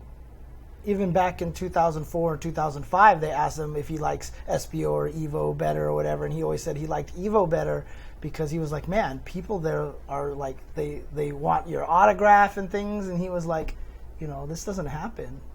Some chick had Daigo sign her boob one time, so. Is that true? Yeah, it was in one of the trailers too. It's in one of the recaps that Richard Lee did. So. Wow, I never did one of those. Yeah. You haven't done that before? A boob signing? No, I haven't done one. Come on, David, get with the times. No, I just kidding. I haven't done that either. So. Anything else to say about? I might have signed a dude's boob actually. Really? I think it might have happened before. Really? Yeah, I think that happened. So. Okay. But yeah, anyways, okay. All right. I mean, I get like approached way less often than you anyway. You think so? Yeah, it almost never happens to me. The only time that it happens to me really is like if like I'm with you, like with you, or when we used to hang out with Mike Ross a lot, or you know, when Steve is around. Nobody talks to me. Because you look like a generic white guy? I don't know. I don't know why, but I'm not upset about it. I mean, like, it's funny because, like, sometimes people don't recognize me until they hear me. Okay. You know, I'll just be talking, and then all of a sudden, like, people will be like, wait, are you James Chen? That voice sounds familiar. Nice. You know? Anyway, don't talk to me. I'm intimidated. Yeah. I've heard that about you before. There have been people who come up to me, and they're like, man, I'm scared to talk to David because he always seems so serious. And I was just like, really? They're right. Dude. Don't even try to keep propagating that. They're right. Okay, I'm very serious and Fine. intimidating. And I've never been known to joke. Yeah. All right. Okay. Well, that was one of the 5-5 topics. Yeah. We had another one. We do. Once the cat's right here. Hey, is Twitch chat part of the FGC? Dun, dun, dun, yeah. So I mean, this conversation dun. came up again. Kraymore, Diminion's twin brother, posted up. He was like, you know, Dun, dun, dun. I don't care about Twitch chat. They're not actually part of the FGC. So Quick reminder that Twitch stream chat is not capital the FGC. You're literally interacting with usernames that you'll never meet IRL, most of them being suburban children locked in their rooms with 6 Pornhub tabs open while watching you. Wow. Filter out the bullshit and keep it moving. Period. Yes. And then Dun, dun, dun. there was definitely a couple of responses to that. What do you, obviously some people saying like that this is not true at all, that there are people who are, that Twitch chat is clearly FGC, and you know that you can't just say, the FGC is toxic, but so is everything else. If you go to an event, it's all lovey-dovey over there. I mean, this topic keeps coming up over and over again. I mean, not to belabor the point, but what's your take on that? Time was, I didn't think that the chat was FGC, but I think that I've been disabused of that. The reason that I felt that way was that I felt that there was a big difference between how people acted in Twitch chat and how they acted in real life. And then I'm thinking about it more and talking with other people. I think that's actually not true. I think I was just very lucky and wasn't the brunt of that very often. Okay. But so that was like my reason for like trying to differentiate. You know, other than that, I don't see any reason for differentiating. I mean, the biggest difference is that people in Twitch chat aren't in a physical location. But I'm very often in Twitch chat. Right. Right. I mean, you are like we all just watch streams. So like I'm. You know, if I'm working, I'm oftentimes just, I got some stream in the background, right? It's one of my friends is streaming, or I'm watching a game, or whatever it is. And so, like, I'm in the chat, and it's the same with everybody else. If you live in an area that has a local or something, maybe you go. If you don't, maybe you just play online, maybe you chat online about it. I mean, what it means to be part of the FGC is just a very case-by-case basis thing, and it has a lot to do with where you are, what else you have going on in life, how much time do you have to go to locals or majors or whatever, how much time do you have to just play online or talk in the Twitch chat or go on Reddit or whatever. So, yeah, no, sure. I mean, think it's... I don't think you have to play a game at all to be part of the FGC. Some of these names that we see in this chat, that I see in these chat, I swear they're in every single chat. Like I go there and like, oh, there's this guy again. Oh, there's this guy again. 100%. I even wrote a blog article about it on our now defunct Ultra Chen TV blog, That's right. which used to exist at Indeed. some point in time. You know, where I basically said Stream Monsters are 100% part of the FGC. I don't think it's fair to say that they aren't part of the FGC at all. I just think that that's a false piece of information. Like, I think that, because the thing about it is, like, I don't play tennis. I don't really play basketball, but I certainly as hell watch them a lot, right? And nobody ever says, you're not a true basketball fan because you don't actually play in a basketball. Yeah, but I mean, basketball. I don't think that's a very good analogy. People aren't talking about whether you are in... There's not a TGC, TC, tennis community? I don't know. That just doesn't exist in the same way, because you have people who play, and then that's so divorced from the people who are playing at the high level. I understand there's opens and whatnot, but even still, like you're not. It's still not. The same. If there was a Twitch chat on TV, you know what I mean, and you saw right, but you would see a lot of the same people again, and then there would be and they would be fans, right, and their locals would be their home team or whatever like that, and everything. I just don't think it's fair to say that somebody who is only in the chat all the time is not part of the FGC, because they're supporting it as much as anybody else is by watching all the time. I think that's a huge important part of it. What I was going to say is that many people's conceptions of the FGC is it's the group of people who play in tournaments. Right. And I don't think that's true. Definitely used to think that. I would still rather that everybody played, of course, but that's not in the cards for everybody. Right. Exactly. Some people don't live in an area where that's doable. Your time constraints or money constraints make it not practical, yada, yada. So I want everybody to play, and a big part of commentary and us doing the show and so forth is that I want to make it accessible and come out and play and let's hang out and stuff.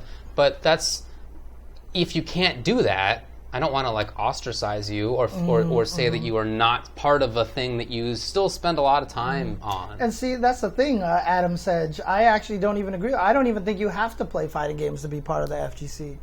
If you don't have time because your job takes up all your time and your kids take up the rest of it, but you still love fighting games and are watching them all the time, I think that qualifies as you being FGC if you're actually watching, Yeah, I mean, there are people who I think give a lot of time and effort to the FGC who don't really play anymore. Some of the organizers, people who are at the sort of the high-profile organizers are... They almost all have experiences being top-level players, or good players at least at some point. But then many of the volunteers are not like that. Right. Curly has never played a fighting game in his life. I don't know. I was like, are you just calling someone out like that? Yeah, look at this guy in the chat. I mean, he's he does such an important job for the FGC. Curly's going to be so mad, dude. He's typing up something wrong right now because he hasn't showed up yet. He's like, let me tell you something, Mr. Ultra David. Yeah. He played VF1 at the putt-putt. Fair enough. No, but really, I mean... Moded you. Yeah, moded. Wow. I know, right? Jeez, ancient technology. But I know lots of people like that. I know lots of people who give a lot of their time to tournaments and to streams and all that sort of stuff who don't play / maybe they used to play, they haven't in a long time. Some of them just...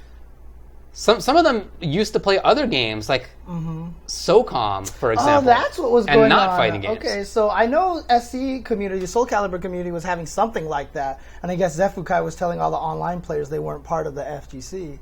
And again, see, I don't think that that's actually true. So, here's the thing, though. Going back to kind of where Kramer was talking about, right? I do feel like that there is a responsibility for FGC to clean up the chat a little bit, which is, of course, an impossible task, but there's, we can't just say, it's impossible, so let's let it rock. You know what I mean? You can craft certain things even if it takes a long time. We need people in there killing all the homophobic remarks. Yeah. If a trans player or if a girl comes up on stream, we just can't have people only focusing on the looks or, oh, it's a dude, oh, is that a guy? Kind of things like that.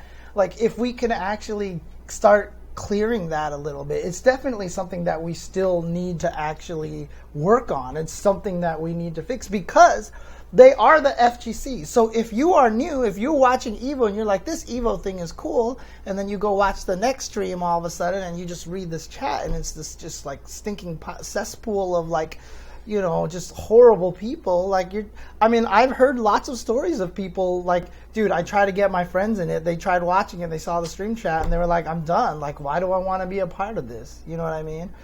And so we do need to do some work to clean that up. Again, it's the internet. Again, it's so easy to make new throwaway Twitch accounts, right? It's so hard to stop people from doing these kind of things. I don't know what the answer is. Well, I don't really know either, but we could be more vigilant about it. Each time this subject comes up, I feel that it's in this same context of not liking what people in the chat are saying. That's definitely the context of Kramer, right? Oh yeah, like absolutely. the context is people are being douches in the chat, but don't worry about it because they're not part of the FGC. Right. The FGC is not really about these douchey guys in the chat. We're cooler than this. Exactly. You know? Yeah. And every time I can recall this comment, this subject coming up, it's been because of that kind of thing. Somebody gets attacked, some commentator or player or whatever, by people in the chat, and they say either I hate the chat because of this, it's not an FGC, or they're responding to somebody who's upset by saying, don't worry about it, that's not the FGC. That's the context always. There's no other, I mean, not that I've seen, maybe it's happened, but I've never seen a situation where people bring up this conversation of is Twitch chat FGC in any other kind of positive situation. It's just people being upset that the chat sucks, rather than having some real idea about who's FGC or not. That's the point I'm trying to make. That's the difference. So to address Brian F. and Crackbrawn, so Brian F. says you have to both have a tough skin, and also we should do something to make it. I mean, it's funny because every time people ask me, they're like, what can I do to be a commentator? And one of the first things I tell them is just have a tough skin, dude, because you are going to get bombed on as much as anyone else. Crackprawn has a little bit of personal history with this because he was a mod for Level Up Streams, and he was doing his work to really clean up that chat.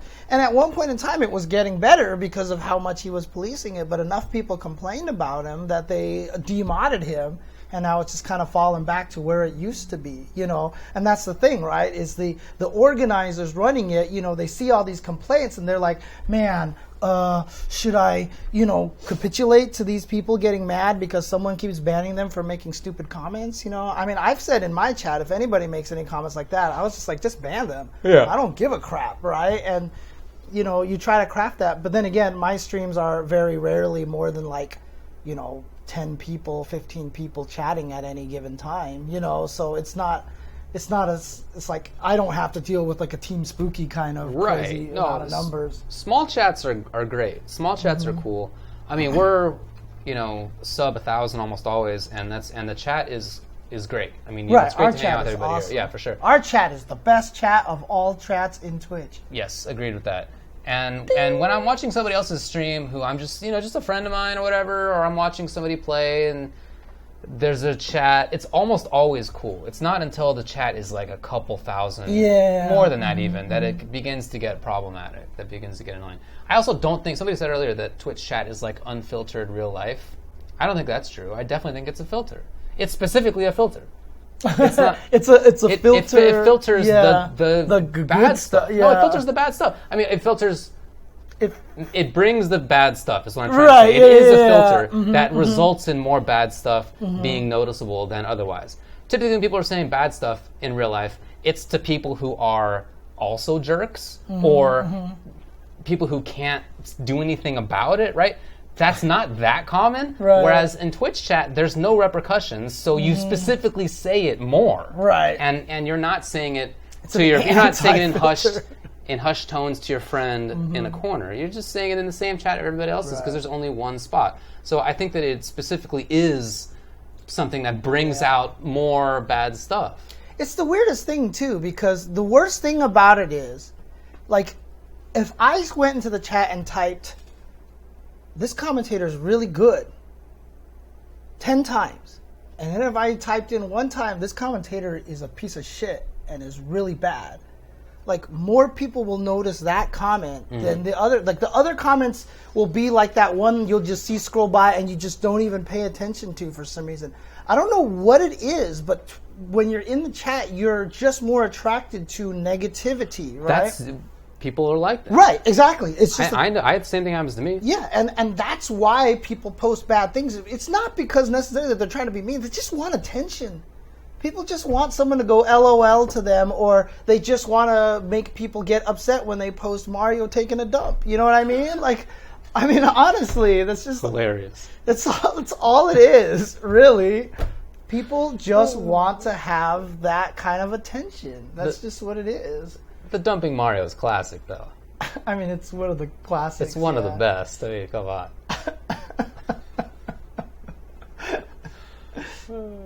I mean, that's just the thing, right?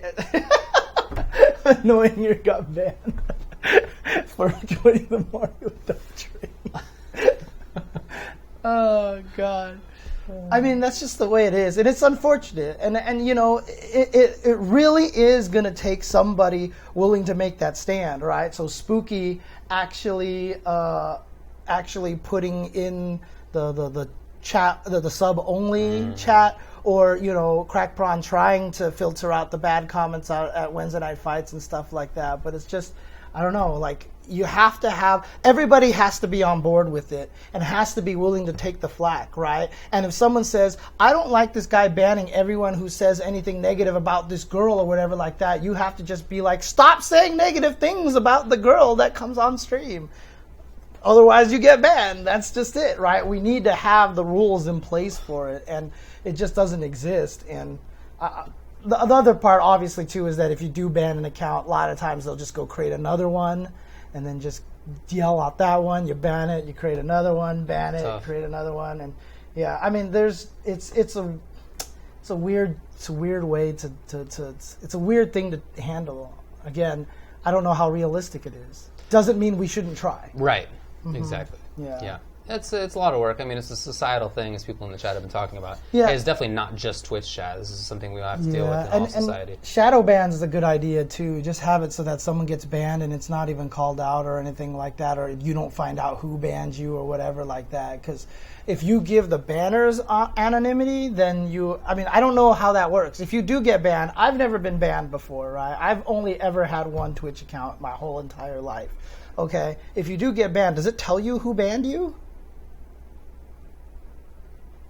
I don't think I've been banned. Maybe if I have been, it's so long it doesn't? ago. Okay. So, I mean, okay, that's fine then. That's fine, because that's good. Then people can just ban them, and that's not a problem, so. I think Kerrigan's butthole might be banned on a few places. Okay, a shadow ban is a ban where the person who gets banned doesn't know they're banned. Oh, so they can keep typing in the chat and they see their comment, but nobody else sees them? That would actually be... That's actually pretty cool. Okay. That's a good question, Peter. I assume it's cultural too, no? How are international or JP FGC chats? It's a good question. I couldn't tell you. High Fight, is he still in the chat? Is High Fight in the chat? Because he could tell us how the Japanese... I bet they're jerks. Yeah, I would imagine they're jerks everywhere. I can't imagine... I mean, like, when I watch... I guess I haven't kept up with French, but when I used to watch French streams more, there were dicks in the chat, of course. Yeah. Trash talk, huh? Interesting. Okay. Because, I mean, they're obviously super... Ooh, thanks for the Twitch sub, Colby Santana. Yeah, they're just trolly to be trolls, really, so... I mean, I used to be a kid, and I used to troll. I used to be an online internet troll. We didn't have Twitch. We had IRC, which I guess is Twitch chat, but you know what I mean. And we had message boards on forums and whatnot, and I definitely got banned. Oh, yeah? For sure, a lot. You know, I grew out of it. So it's different kind of trolls, but when there are a lot of people, it gets bad too. Yeah, you can't change it. That's what High Fight said. Thank you, High Fight, for responding. Appreciate that. I left the IRC, it's true. South Korean chatters are probably 10 times more toxic than NA chatters, according to Lavenier, which I would assume makes sense, you know, during like the StarCraft streams and stuff like that back in the day and everything. So, because then it would be like if you're watching NBA on TV and there was a chat on the screen, because God, that would be real rough. Like the Super Bowl, if there was a chat on the Super Bowl, worst. like, you know, it would just basically. It would just be the N-word constantly. Yeah, basically. Constantly. Yeah, it would be awful. So yeah, I don't think it's any better in any other countries, to be honest with you. Just as soon as you get freaking anonymity involved, it's just easy for people to be jerks. That's all. I was never banned from any WoW forums, but I wasn't a big WoW player for like 10 years, so that wasn't a big deal. I got banned at, let's see, I used to post on an old Warcraft 3 forum a lot. I got banned on a youth and government thing. So the YMCA has a program called Youth and Government where kids get to go up to their state legislature and put on like a model government. Mm-hmm. So like I was like a senator or something in that, state senator maybe, I don't know, a legislator. Mm-hmm. And I was also a member of the media for the youth and government. Anyway, I got banned on this YMCA forum.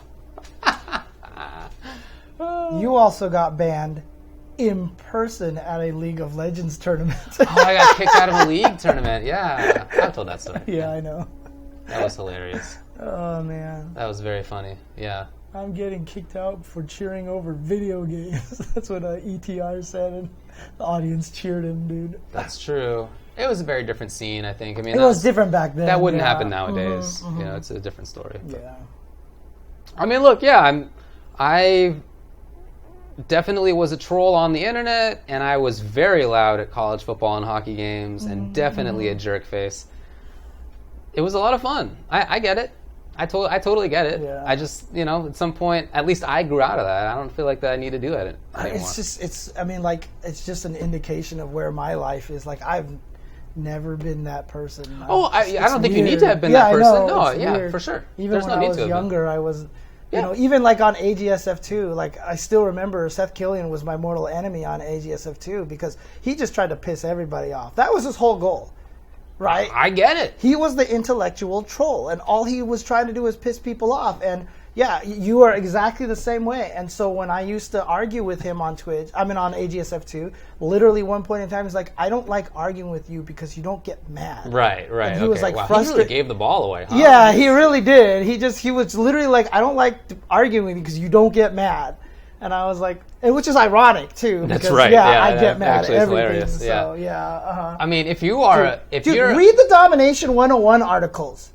Read Domination 101 articles, and you will get a great idea of how Seth was a long time ago. Like, because in those Domination 101 articles, he's brutal. He is not nice in those articles, and it's pretty funny. So yeah. You know, one of my favorite things to do to counter troll people is to just be super nice. Because of that same thing. And I know that works because I felt it. Like, I know exactly what Seth's talking about. So, I mean, short version of the League ban story is you and a group of people were being loud and cheering for things. Okay, yeah, so this was when League was, this was maybe 2013, I don't know. League was not that big of a deal, but it was bigger than, like, there was more money involved in the FGC for sure. And we went to a taping of one of the, not finals, but like semi-final stages, few FGC friends and me. And we went there with, I brought, this is true, a bag of vodka. I filled up a Ziploc bag with vodka. Oh, man. The Mexican Coke strategy here. Oh, my God. So, yeah, then I bought like a Sprite or something. I just filled it up. Anyway, so, you know, obviously we were getting sauced a little bit. And we were loud for sure. I'm not going to tell you that we were not loud. But we were loud in ways that we weren't trying to be jerks. Like, we were loud in ways that we were just really having fun. And if there was going to be a gank, we would be like, oh! And if there was a big moment, we would yell. And we bet on who would get the first kill. And so we would, you know, hey, give me the money, whatever. Like, things like that. We're just enjoying ourselves in the way that you would at a fighting game event, or that I did at maybe like a college football event. Like, that's... I like Mikari's comment there. He's like, people think this is the serious guy. I know, yeah, for sure. So, anyway, we were being loud. It's true. I mean, keep in mind, this is including guys like Choi Sauce and ETR, who are two of like the nicest Very people. Nice. And Choi Sauce was like on the camera, like holding up like signs and stuff. Well, he held up a Team Marn sign, and Team Marn had been kicked out of the league earlier. So that was not entirely a nice thing for Henry to have done. But yeah, Sanchez was there, and you know we were all getting loud. So they asked us to quiet it down. We all thought that we did. I guess not to a satisfactory degree. They then asked us to split up. We were quieter, I thought. Then this is what happened from my perspective is then I went to the bathroom because I had so much vodka. And so as I was walking back, they were escorting out the other guys. So I don't exactly know what happened in that period of time, but I imagine it was just, you know, continuing to be loud. And what's funny clearly wasn't your fault at all, David. The previous part was definitely my fault. And the people around us were having a fun time. They thought it was fun, and we were giving high fives to the people around us in the crowd, and like they were betting on. We bet with other people on first kills, and they were like, "This is great. We've never seen this before." Right. Things like that. Woo! So anyway, we got kicked out is the final story. Yeah, but the funniest part is like while ETR is being escorted out, he's like, "I'm being kicked out for enjoying video games, lady." Like he yelled that, and the audience like all applauded him. Like all the people around him heard him. Yeah, like applauded him, dude. It was whatever. It was a different time, and the scene was weird. It was a smaller scene, but it was also just a smaller production. Like League Now will sell out an arena. This was not that. This was a sound studio. They were treating it like it was a TV show. Yeah. It was just a totally different situation. So it's not something that would happen anymore, but it definitely used to. That's right. I bought a bag of vodka. Fucking bag of vodka. What a time. What a time to be young. That was a while ago. I feel like I was in... What did I say, 2013? Might have been 2012 even. It was some time ago. Okay. It was a while ago. Did you stick a straw in the bag? Or how did you drink it? Like, did you just open the Ziploc bag and just be like... So it's not an entirely full bag, right? There's some slack in it. And I brought it, so you crack open a little bit at the very end. Yeah. And you... you bought the Sprite drink bottle, a Sprite can or whatever, Uh-huh. and then fill up the can with the booze. Okay. I spilled a lot of vodka. I would have been so mad. Like, if it was anywhere near me, I would have been mad. Well, I filled it up in the, porta potty outside. Oh, okay. Whoever used that after was probably not too happy. Guy goes in there, what did this guy eat? Oh, my God. Oh, my God. Just peeing out pure vodka. Oh, my God. Anyway, that's the story. A lot of fun. But you're the serious guy. You're the one who's I would always never do something too weird.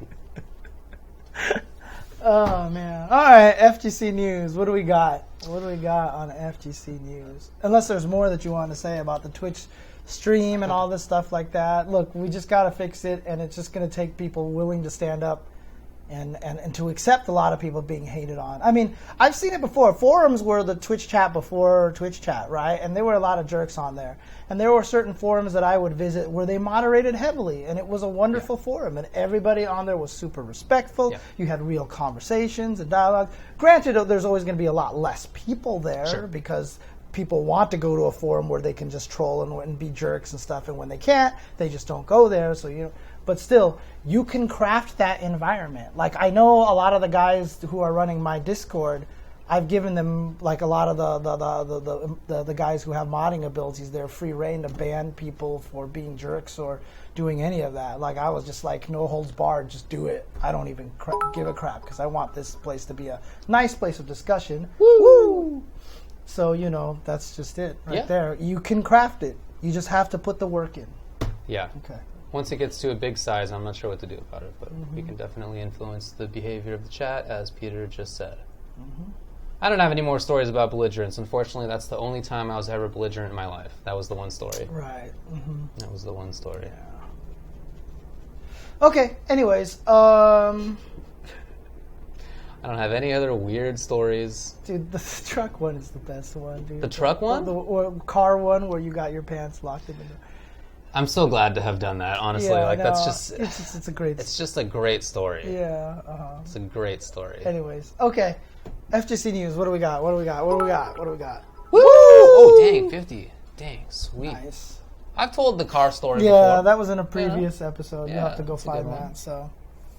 That's a good one. Hey, shout outs to Iori, thank you. Much Sweet. Appreciated for the subscription. You hit Yipes with mad bars regarding honeydews and cantaloupes.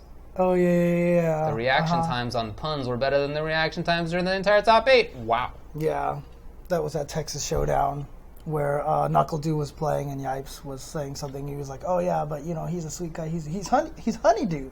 He's honeydew. It's like because the girls love him or whatever because he's sweet. I see where this is going. Yeah, and then I made the cantaloupe joke. Nice. Yeah. I was like, well, they have to have a big wedding because they cantaloupe. And right. Then, it's just like bars. Yeah. So there you go. Cool. All right. So definitely some stuff going on. The BB tag patch is out on PlayStation. I tried and getting on the it. Switch. Okay, I did. I tried it this morning and it wasn't there. Olaf told me it came out on the Switch first. I don't know what to tell you. maybe I have to go home and try it again. But whatever. Okay. I haven't had a chance to check it out yet. Okay. I've read some of the patch notes. Obviously, the patch notes came out a while ago. Yeah. But then, so some of the changes are actually different than the patch notes because it was based off the arcade version that came out. Finally getting the 4 new characters that were announced, which of course are Heart, Teddy, Seth, and the other Naoto. Correct. And initial reports seem to be that Heart seems extremely powerful. Okay. Like she just she's a Marvel character, even more so in BB Tag than, because she's got homing dash everywhere and everything like that. And there's invincibility on some of the homing dash. She's got like a parry on the ground or something if she charges up one of her B attacks or something. Olaf was telling me about all this stuff. But then also on Twitter, I have been seeing so many touch of deaths now. Dude, I've seen so many Todds, right? Yeah, did you see the Chie Waldstein one? Yes! The Tager one.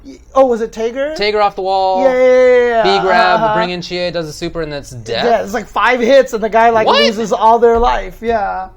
That's wild. I have seen so many TODs now. Is this game going in a completely different direction now? I wouldn't say that's a completely different direction. I mean, it's already... I guess more funneled into that direction. Right? Yeah. Right. Because I kind of was thinking that's how Dragon Ball was kind of going, that there was a lot more TODs, and I feel like this is kind of going the same way. I almost feel like they need to make the burst mechanic a little stronger now, maybe, but I don't know. Very interesting. Yeah, it's been... I would say surprising maybe that some of that stuff exists because there was already a lot of damage, but you had to put in work. I mean, you had to put in work, even as Tager Wald, to kill a character. Right. You could, but it was hard. Yeah, you had to be, what was it, the chair dude? What's the guy with the chair? Kanji and Seth. I'm not Seth. Seth is the player. Kanji and Ragna. No, not Ragna. Crap. Azrael. Jesus. I know BlazBlue. I know, yeah. Cross tag battle. Yeah. Anyway, yeah, Jan is the guy with the chair. Nice. Yeah, fair enough. He wasn't using it at Showdown. Fact, I can confirm that. I watched it. Although he didn't make top 8. Is that why? Ooh, I don't know. Okay. I don't know. Anyway, yeah, I'm surprised that they increased it like that. To be able to blow people up so quickly, I think is a little surprising. Yeah. So, yeah, we'll see how it plays out. I haven't spent that much time with the game yet. Obviously, just came out today.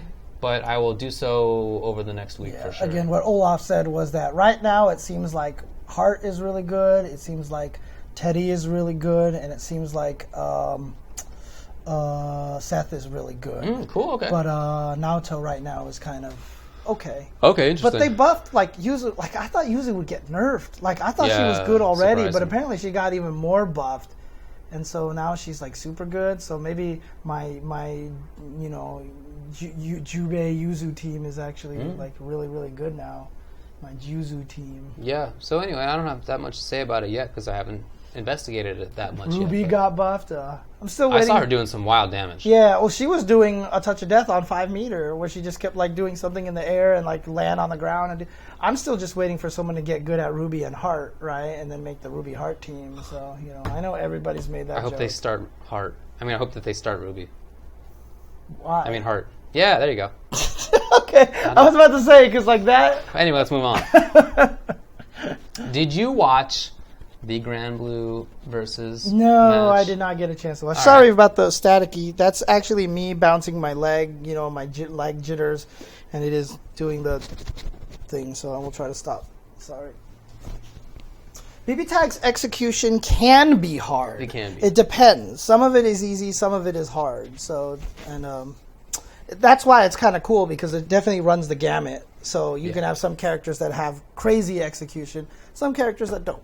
So Tager can mash A and get 5,000 damage, but that's not common. Okay. All right. So yeah, it was a fun watch, I guess. It was GranBlue Fantasy versus Daigo and Fudo played. They're both Cygames sponsored players, so this writes itself. Obviously a game originally created by them, the IP is at least. So the shtick was that they each had an hour to learn the game, and they each had a coach, and the coach would tell them kind of, here's a little bit about each character, here's kind of how the game works. And then after that, you get to watch them play. And didn't like the format at all. I mean, primarily because you get to see an hour of learning. Right.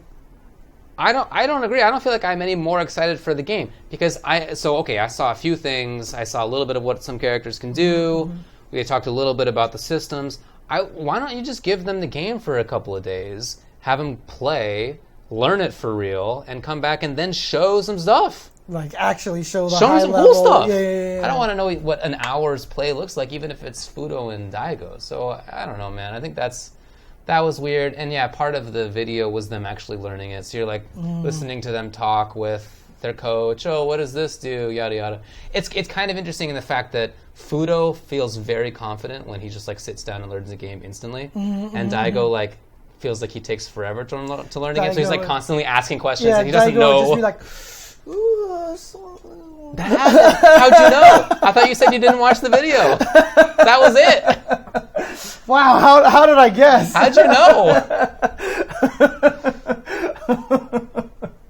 Oh man. Yeah, I mean the game it's as pretty as Gear, right? It's a pretty game in terms of the animation, of course, but the gameplay.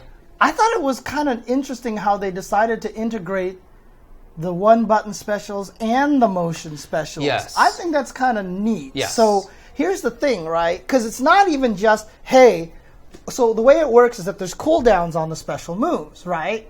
If you do the motion and the button, the cooldown fills up quickly. If you just hit the button, the cooldown fills up like 3 times slower or something like that, maybe even slower than that. But yeah, much slower for sure. And what's interesting about that is that's not even, like, a lot of people are going like, well, obviously then, once you get good, you're not going to care about the one button version. I think that's not true at all. I agree with you. I think that there's going to be a lot of crazy option selects you're going to be able to do with that, or just like, oh shoot, I didn't react to them jumping in time, let me anti-air with one button instead, Definitely. and stuff like that. It's actually going to play out like, oh, I have an emergency thing, but now I can't use it as often. So I think it's going to focus into very high-level play a lot, and just being able to react to things. Because, I mean, like, if they do have a character, I mean, Rising Thunder was like this, right? Yeah. I was using the Chinese robot, right? And if I was fighting against the Balrog character, the guy, I forgot his name now. Wow, I don't remember any so of the long. nationalities or anything. Yeah, I forgot who he was now. Talking about Edge? Was it Edge? Was he the red one, the red robot? Dauntless is the boxer. Dauntless is the boxer, yeah. Which one was the red one? It's the red sword guy. Yeah, dude. Wasn't it Edge? Edge. Okay, that's what I there you go, Edge. Okay, yeah. I would use Edge, and because supers were one button, anytime I saw Dauntless flash yellow, I would hit the button. Right. Right? It's just, I didn't care what he was doing. So that adds to the strategy, having the ability to have a one-button something. You know what I mean? It'll let you react to things a lot easier. Having it is a powerful tool. Yes. But then, if you are just doing a combo, or you're ready for the anti-air, you can do it the other way and get it back right away. I don't know. I think it's kind of interesting. I highly agree with you, yeah. And what that does is it gives players the ability to start one way and start learning the other way, and then just having this better gradual kind of thing to get better at. You know what I mean? I think so too, yeah. Some things that other games do to try to make it noob friendly are kind of mashy, right? So, okay, if you press the A button or the 1 button a lot, then you'll come out with a little combo, right? Kind of like in Corey's video. He talks about that. Anyways, go ahead. Yeah, so, whatever. In Dragon Ball, like, you can just do a combo, whatever it is that exists in other games too. But this is one thing that is not that applicable in terms of you learning the game. It's useful even in high-level play, but it's not going to, like, teach you the game. Right. But I think this actually does tilt you towards learning the game, right? Because you're using this thing, it takes a long time to come back. You'd love to have it more often. How do I make it come back more often? Oh, okay. There's a way. I feel like it promotes that a little bit better. Yeah. And it's, and Ryo Ayanami. There are a lot of games with one-button supers, and I've already said I hate it. I absolutely hate it in almost every game that has it. So. Yeah, one-button specials have longer cooldown. I don't know if they have any other differences compared to the regular special moves or not. There's also a block button. Oh, there's a block button. Okay. As well as regular blocking. Oh, there's both. There's both. Is there any advantage to either I of don't them? know. Because that's interesting, because that changes cross-ups. Yes. Right? If you have a block button, do you take chip damage on the block button? I don't know. Interesting. There is instant block, huh? One button. Block button isn't auto-blocking, though. Block button does not protect against cross-up? I thought that's what it did. How would I it didn't not realize. protect against block button? That does. I mean, cross-ups. That doesn't make any sense. Like, literally, you have to block correctly with a button. So if you hold back to block, and then you have to hold back and hit block to block, Yeah.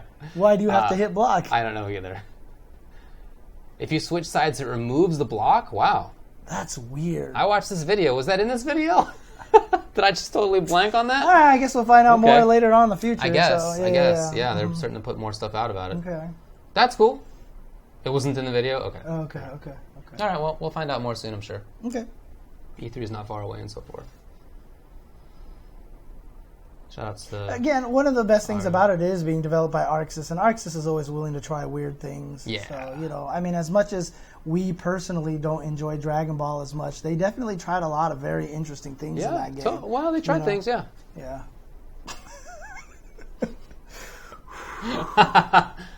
Oh, man. Wow.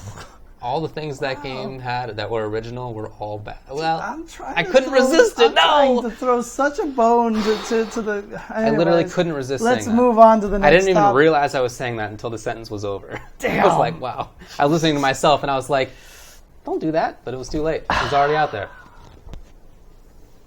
Okay, what else is happening, Mr. David Graham? Flappy Fighter released Splashy. Yes. Well, it's not even released Splashy. They Yeah. replaced Flappy with Splashy. Oh, okay. You can only play Splashy What's now. the difference? So, basically, Flappy only had jab into Fireball. So Splashy is like the Ken, right? So basically now he has jab and it chains into Ken's roundhouse into a Fireball. So you can't link jab, jab, jab, jab, jab anymore. You can only do jab, roundhouse into Fireball. When you hit the forward jump with 2, he automatically do a jump into a kick. But now if you hit kick in the middle of that, he does a forward air Tatsu. He has the Shippujin Raikak instead of the Shin Shoryuken as a combo. So just like a few little small, subtle differences. Do you have to link the jabs or are you mashing jab? You had to link them when you were Flappy. You had to go jab, link, jab, because if you mashed it, you would go jab, Fireball right away. So you had to link the jabs. That's not there anymore because you can't link the jabs anymore because the window to chain into the roundhouse is very big now, so you can't do that. But Splashy has a lot of cool things. Dude, I've been playing this thing way too much, dude. I saw your cool combo. Yeah, I spent way too much time yesterday playing this. I was supposed to be working on content, and I was playing a Flappy Fighter a little bit too much.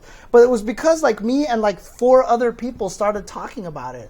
One guy kept teasing. He was like, I have a like 30 some like I have a 40 hit combo, and all of us were like, how is this even possible? And some guy came in and was like, probably using this technique. And we're like, this is cool.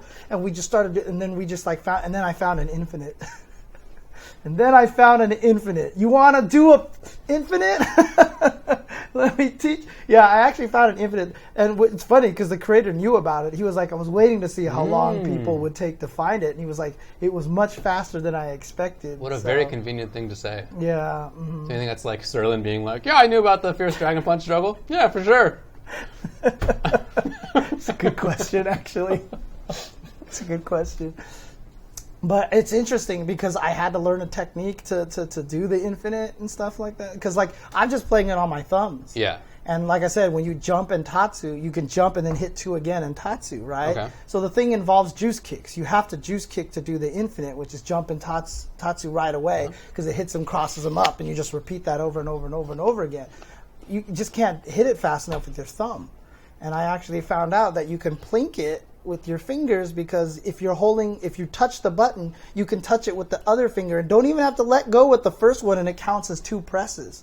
So you can plink it on the screen, and then you can get juice kicks all over the place. And we're finding out that you could restand characters, and then we found new ways to restand them. So we have multiple restands and combos now, and we're just like, dude, it's like weirdly a lot of depth in this game. Cool. And it's really fun. If he can get it to a point where Flappy's in there, Splashy's in there, I don't know, what do you want to call them? Flap Kuma. I don't know, you know, like, and then like there's like a Guile Flappy or something. Like, I think that if you got, like, I would just sit there and play it in training mode. Like, I don't even know if I'd need a versus. And it was funny because when I found the Infinite, I was like, every good training mode fighting game has an Infinite. You're just now you're legit. Mm-hmm. Now you're indoctrinated into it. So, yeah, it's interesting. It's very fun because cool. and the interesting thing about it is too is like, you know, for people who think execution is all about, oh, you have to time this perfectly. So some things are timing, but all the special moves in this game you can just hold the button down. Right? So if you want to dash cancel the fireball, I hit the fireball button, then I just hit the dash button, I just hold it. And the very first frame possible, he'll automatically do it. If I do the Tatsu button, I can just hold the Dragon Punch button, he'll Tatsu. Even if you do it at the very beginning, and then he'll just uppercut right away in the first frame possible. So there's a lot of things that kind of take away that, but there's still a lot of execution involved, and so it's, I don't know, it's really fun. That sounds cool, man. For me. So this is Flappy Fighter that we're talking about it's right now. only available on iOS right now. I know the guy has said that he wants to create the Android version. I hope so. And I was like, dude, like, let me know. Like, I want to help, like, design characters and stuff. Cool. So we'll see. That's awesome. I think that'll be funny. All right, my other game news. To wrap it up, Samurai Showdown will have an option to turn off blood. Oh.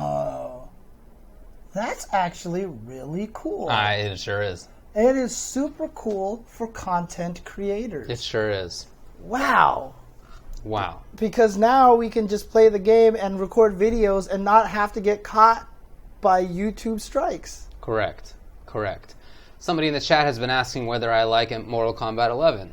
Do I like it more than MKX? Yes, on both counts. I like it very, very much. Okay. But boy, it would be so great if you could turn off blood, or if Gira still had blue blood, or whatever, so that we didn't get content strikes constantly. Yeah. You know, that is a bummer. So I think High Fight's talking about Flappy Fighter too, which is the responsiveness of the game.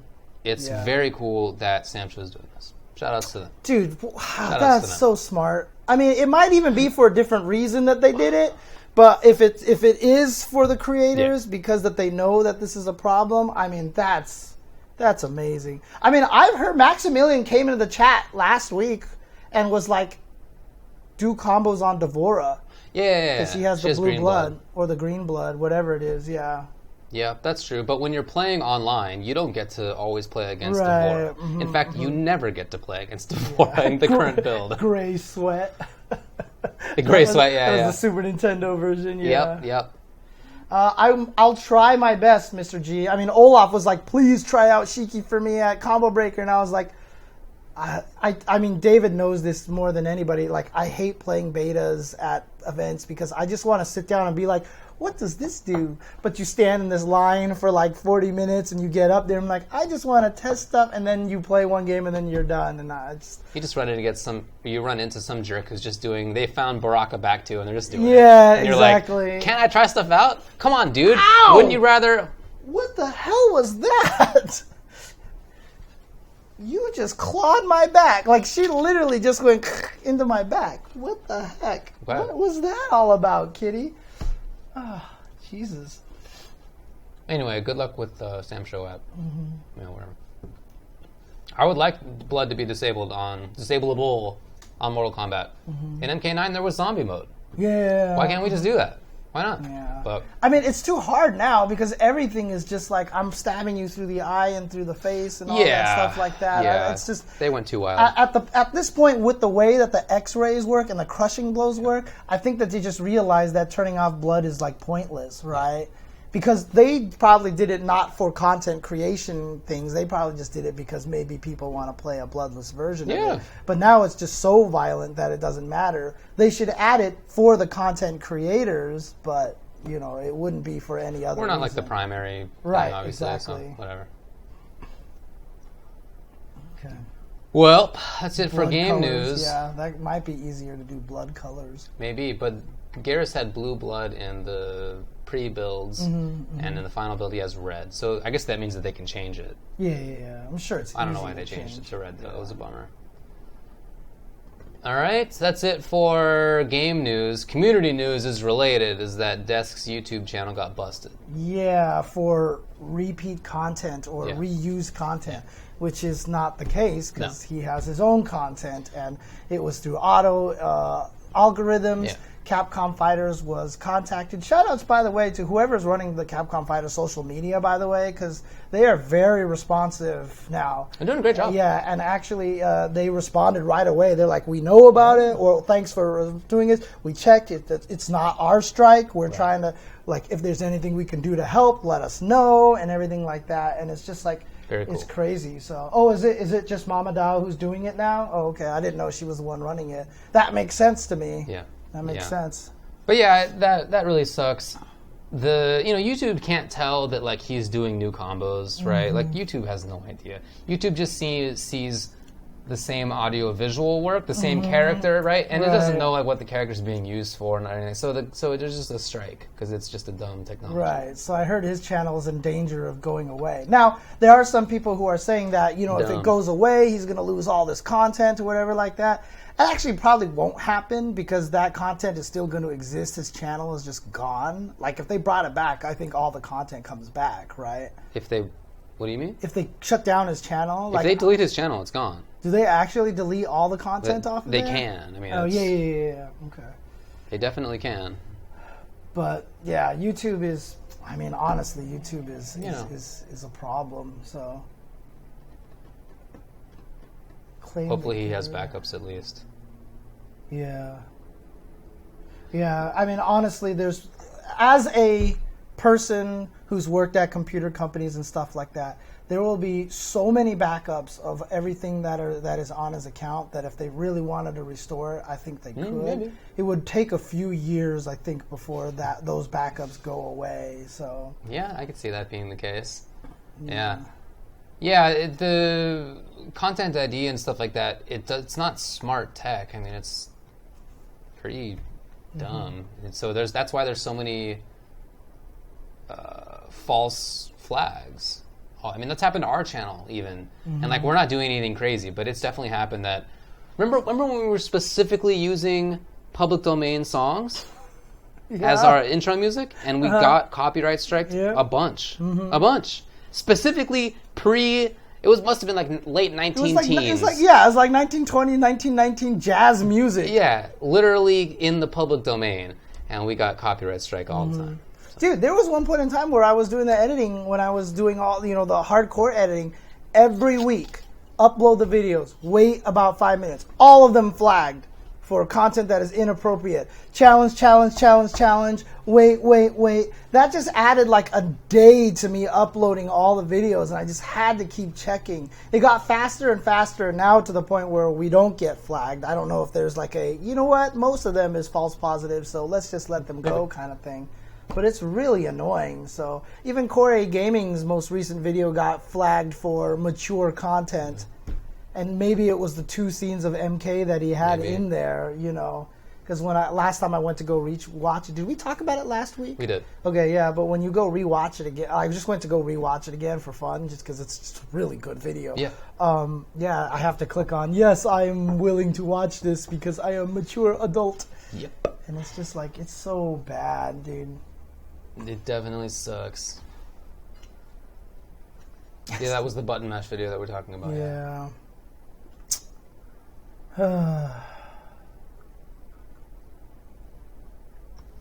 Yeah. Yeah, copyright is definitely a big bummer. Copyright, I'm not opposed to maybe like the false. I'm opposed to copyright. I was about to say, I was Period. like, whoa, this is a different take on this. Period. Yeah. Copyright sucks. But there's ways to do it where it's not like...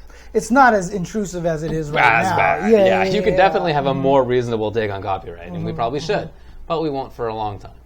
Yeah, and YouTube is currently the worst platform for it, but it is also a monopoly. And basically, how do you fight YouTube at this point in time? There's only like 4 companies out there that exist that could fight YouTube, that has the finances to be able to try to build something with an infrastructure to fight it. But then you would have to add the most crazy, ridiculous kind of feature that makes everybody like, this is the coolest thing ever. But the problem is right now is like, how do you fight? It's like Twitch, right? How do you fight Twitch when they have years of emotes? And how do you fight YouTube when they have years of cat videos, right? I mean, it's just like, I feel like it's a thing that you can't do anymore. Yeah, it's a network effect kind of situation. Whether you have rights is one thing to songs, you can still get a false positive. Even if it's literally a song that you write and create and upload yourself. Because I've read about this happening, that can still get flagged as being a copyright violation. And then you have to challenge it and so forth. Yeah. But ultimately, if you'd like to challenge their strike, you have to take them to court. So, good luck. If it gets to that point, though, right? If it gets to that point. Hopefully it won't. But yeah, that's, Yeah, I mean, I'm worried because I want to start using like some OC remix music for some things, and I'm wondering are those going to get content struck? Maybe. I don't know, man. Because like the OC remix stuff is specifically designed like saying, hey, you could use this for free. Yeah. You know? Yeah, it's copyleft licenses. Yeah. I don't want to go to court. Who wants to go to court? You don't want to be like Tom Cruise? You can't handle it, I want the truth. Yeah, you got to do this and then lift one leg up into the air and stuff. And then Jack Nixon goes, you can't handle the truth, You have to... I've seen it. I know what we're talking about. Okay, all right. But you're looking at me like that's not how courts actually happen. It's not how courts happen. They don't actually like yell at each other like that? It's not all dramatic. They do do that. Like no, they do that sometimes. Yeah. So I haven't been in court much, only a couple times, and not by myself. I was working as an associate with another firm at the time. There was a deposition in which both lawyers almost fought each other. That's awesome. One of the lawyers was like making strong insinuations that the other lawyer was sleeping with his client. He was just being a total dick. Oh my God! Wow. Yeah, they were being jerks about it. And I turned to the court reporter because this was my first time in a deposition with this firm. And I turned to the court reporter and I was like, "Does this happen much?" The court reporter was like, "It does." It wasn't even like you'd be surprised. It was just like it does. Jeez, so it is like TV then. Yeah, but like the other stuff about how there's like last minute evidence that gets introduced. Yeah. Come on, can't do that stuff. Wait, I called to the court. Oh my gosh, it turns out there's last minute evidence. Okay, well we request 2 months off in which we can review this. Yeah, it's like that. That's real. It's a bullshit question. Oh, man. All right, well, that's all I got. What else is going on? Because you can't answer it. My Cousin Vinny. Oh, what a great movie, dude. That is such a great movie. Yeah, that's one of the few that is pretty good. Oh, is it? Legally. Oh, okay. That one's actually is a good legal one, huh? Some law schools actually play that in class. Oh, dang. Be like, this is actually kind of what it's like. This is actually pretty good. That's cool. Okay. Because that movie's the best, That's dude. movie. I love that movie so much, dude. These two youths. Combo breaker picks. These two what? Yeah. Dude, that's impossible, dude. I mean, what are we going to say about that? I don't know. Punk wins. And now Mrs. Riley. There we go. That's it. Punk wins. Punk and Sonic Fox. Wow, on a limb there, dude. I'm actually confident. Yeah, I'm confident. Know, right? Uh-huh. Yeah. Now Mrs. Riley. And only Mrs. Riley. How many fingers am I holding up? Yeah, that's a good one. Phoenix Wright was modeled on the Japanese legal system. So there's stuff that definitely does not happen. Obviously, it's a video game, right? It's but I mean, is it based in any form of reality? Yeah, it actually is based in the Japanese legal system. Oh, really? I mean, it takes liberties, yada yada. Yeah. Because I thought it was just complete liberties. Oh, no, okay. No. Okay. But dude, that system is wild. They got some wilder stuff even than we do. The prosecution success rate is like literally 99%. Yeah, it's worrying. Whoa. It's bad. That's not good. No, it sure isn't. That seems odd to me. Yeah. Because the system's just built in favor of the prosecution. It's just that's how it's. I mean, and ours has problems too, of course, but 99% is pretty bad. It's not just because anything that's not a slam dunk won't be tried. That's not the only reason. I mean, I'm no expert, but I've read about it, and it's also because there's just systematic systemic things that are just in favor of prosecution. The defense doesn't get all the information oftentimes. They just are just fighting from a bad position. I mean, what's the rate of litigation over there? Because obviously in America... This is for criminal stuff. Oh, okay. Criminal prosecution. Because I know in America, like, people sue over everything, That's right? civil litigation. Yeah, so there's just two big differences. Okay. One is the state suing, but one is the state taking somebody to court and giving them criminal penalties. The other one is a civilian taking another civilian to court over something, and it's not criminal. Okay.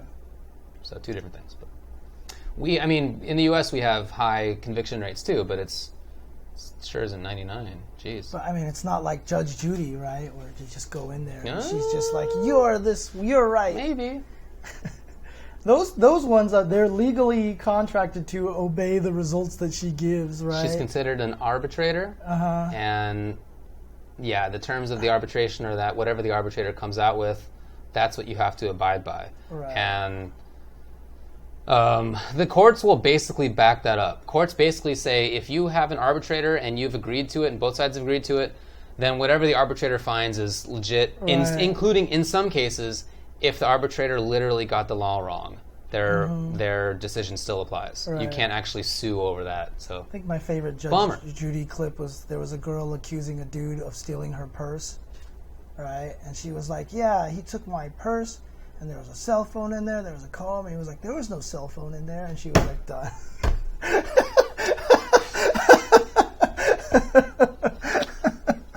Very dumb. Yeah. Oh, man. Well, I'm playing a lot of Mortal Kombat. Who wants to play Mortal Kombat? Did I talk about it last week of my Noob Saibot experiences? No. I did, right? Didn't I? I don't remember. I played Noob Saibot finally and tried him out, and I'm really sad because the Seeing Double variation is basically butt cheeks. It's basically useless. Oh, you did talk about this on the stream here. I don't remember if it was on stream. Okay. Maybe not. Yeah, I mean, did I talk about this last week? Because I played it last Wednesday. I think. So, I guess it must have been when we hung out. Yeah, but like it's frustrating. That variation is just garbage. You have to play the other. There's nothing good about it. The slide shadows. I don't know why they made all the shadows disappear when he gets hit. I don't know, man. Yeah. And because then the Black Sabbath variation has the fireball that you can actually trade with Fireball Wars. Like, you can't do it with the other one, because the startup on the Running Man takes forever, and then you get hit and your Running Man goes away, so you don't even get to hit the guy. So he has he has the unblockable fireball. It's funny when I kill people with it because they don't know the first time. Like, there's a lot of times where I'm just a screen away, and they're holding block, and I shoot the fireball, and they have no life left, and they die. And I just cackle because... They just neutral duck, right? Yeah, they just didn't know, right? But then they neutral duck it from that point forward, and then it's like completely useless. Then you hit him with the low slide. Doesn't go full screen. And then his meter burn on the teleport grab just doesn't give him a combo. Yeah. And so I went like 1 and like 7. I was going like 2 and 3 on every set. I finally switched variations, and then I started winning. Like, it was just, I had barely practiced with the other variation, but it's all I needed to do. It's all I needed to do. And then all of a sudden, I just started winning more with it because I could do damage on combos and stuff like that. The variation system is probably the weakest part of the game right now. Like, it just needs to be balanced better or tweaked a little bit more. Yeah. So I like the criticism that some people have had of Aaron Black, where his 52 card pickup one it has every tool, and the other one, which the name I don't even know because I've never seen anybody use it, but it doesn't have. You can't make things safe with the gun stance, right? You have to make things safe by, I think it's like slide canceling. But that costs a bar to do, and it's less safe. So you could just do everything that variation does, but with the main one, without even spending bar, and you're safer. The other one has a command grab. That's it. Other than that, it's just strictly worse. So you have one that's, I feel like one of the reasons he's one of the best characters is that his variation is just all the things work. Yeah. And it's the same with Infinite Warden Garrus. If you just didn't have those combinations. Yeah, I mean that's what's happening with Noob Saibot too. Yeah. There's just no reason not to have the sickle port and the it's really the meter burn teleport grab. Right. That makes such a big difference, right? And just having a regular fireball. It's everything. Like, that one is so much better. Right. I've never seen anyone use the Jade running thing. The second...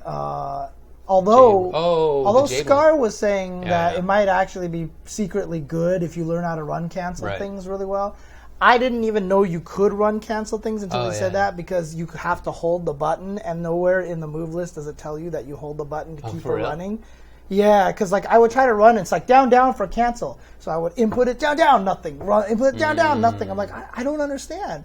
Then I found out you hold the button, she keeps running, and then you down, then you can cancel. Oh, that's how it's been in previous games. So that's probably why I just knew to do that. Yeah, so there you go. Okay. Yeah, Tom Brady did have a good video about what I was mentioning, and so did Rio. They're both putting out good content. Okay. Good job on both of those guys. But yeah, overall, I'm still super enjoying it. Let me know if y'all want to play the video game. I just want to know who else I want to play next, because I've gone through the ones that I mostly want to play. I might try Liu Kang, because he actually looks like he has really good fireball zoning.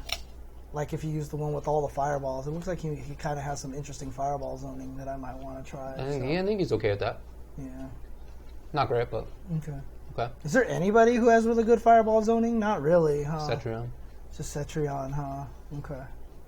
I mean, yeah, Liu is probably one of the better characters at that. Sonya does have good zoning, I agree with that. What is that fire tweet from Ed Boon? Oh, he created a thread for everybody to complain about, right?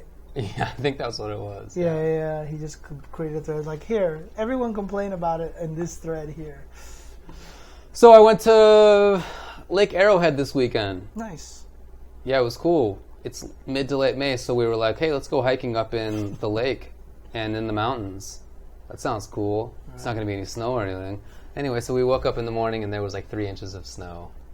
And the day before that was heavy rain.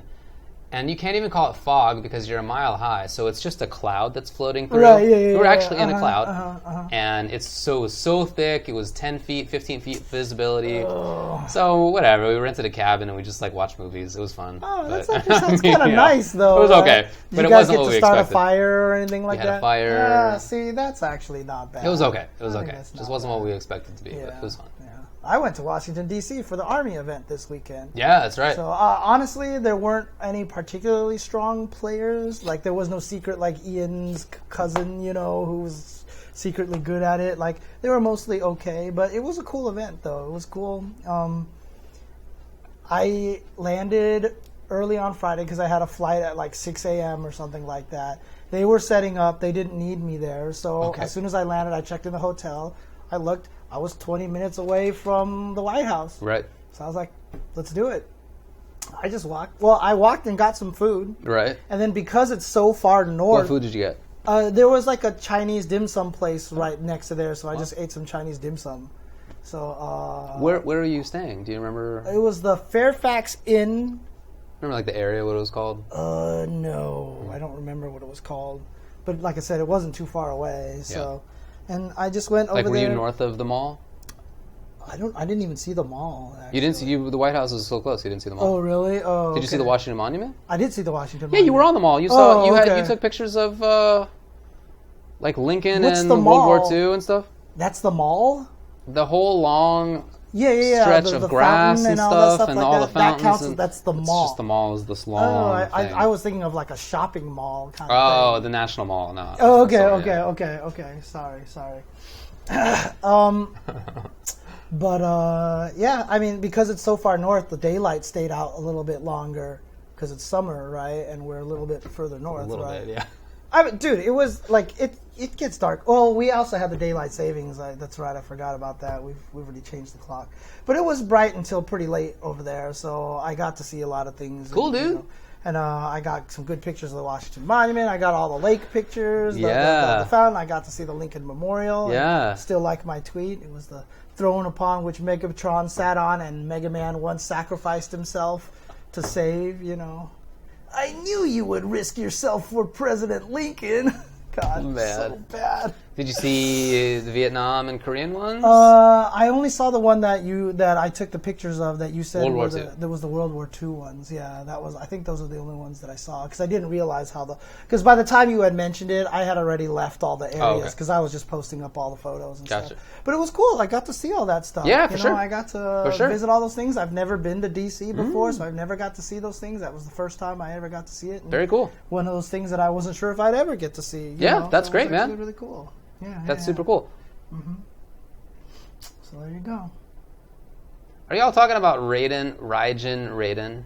Yeah. As soon as you told me you have to charge it up. So, I've been playing the character. He has just to explain to everybody else, he has a 4-frame special move that if you meter burn, he gets a full combo off of. And that sounds super great because things in the game are oftentimes -4 or worse. Mm-hmm. Typically, -7 is where some things begin to punish, but even that's rare. So it's like -8 is like more often. There's so many gaps in between strings that are like 5 frames long that he is going to be able to punish. That he can definitely blow up. However, not only do you have to install it, you have to do down back 3 in the first place, but then you have to block 3 times for it to come up. Now, this is not like something that never comes up, but that's pretty bad. And also, in that variation, he doesn't have any good combos. All of his combos are just like string, like lightning or whatever. It's something very, very basic. So if you want more than that, you have to do this special move, which means you have to give it up in order to do real damage, which means that now you don't have it, you have to install it, you have to block 3 times again. Right.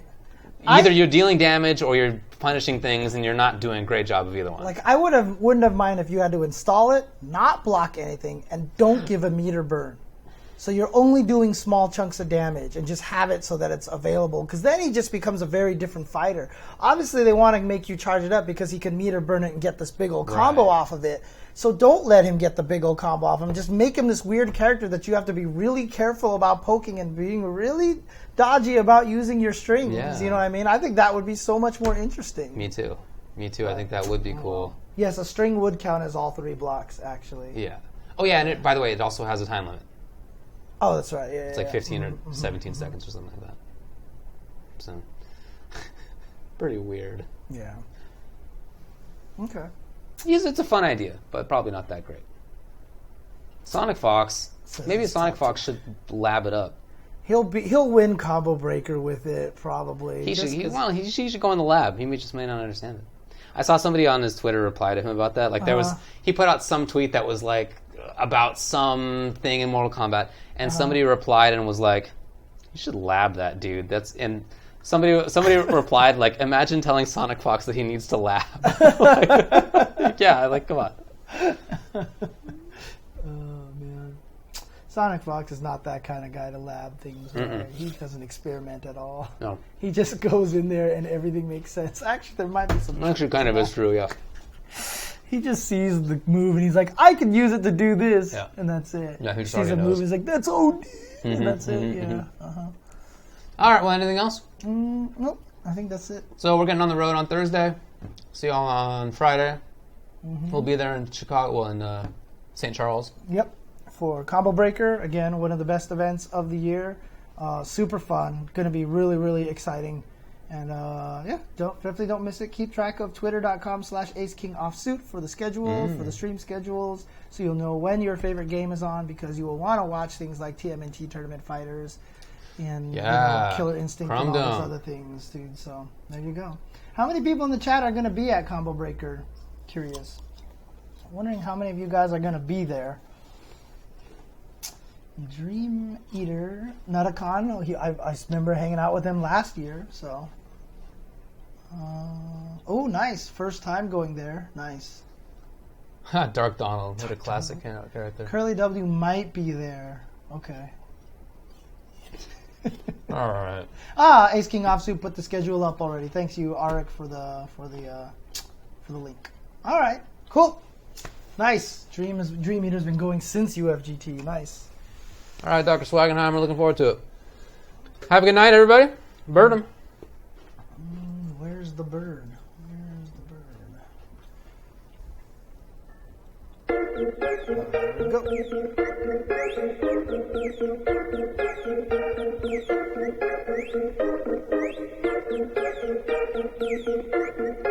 That Mugen tourney was UFGT, huh?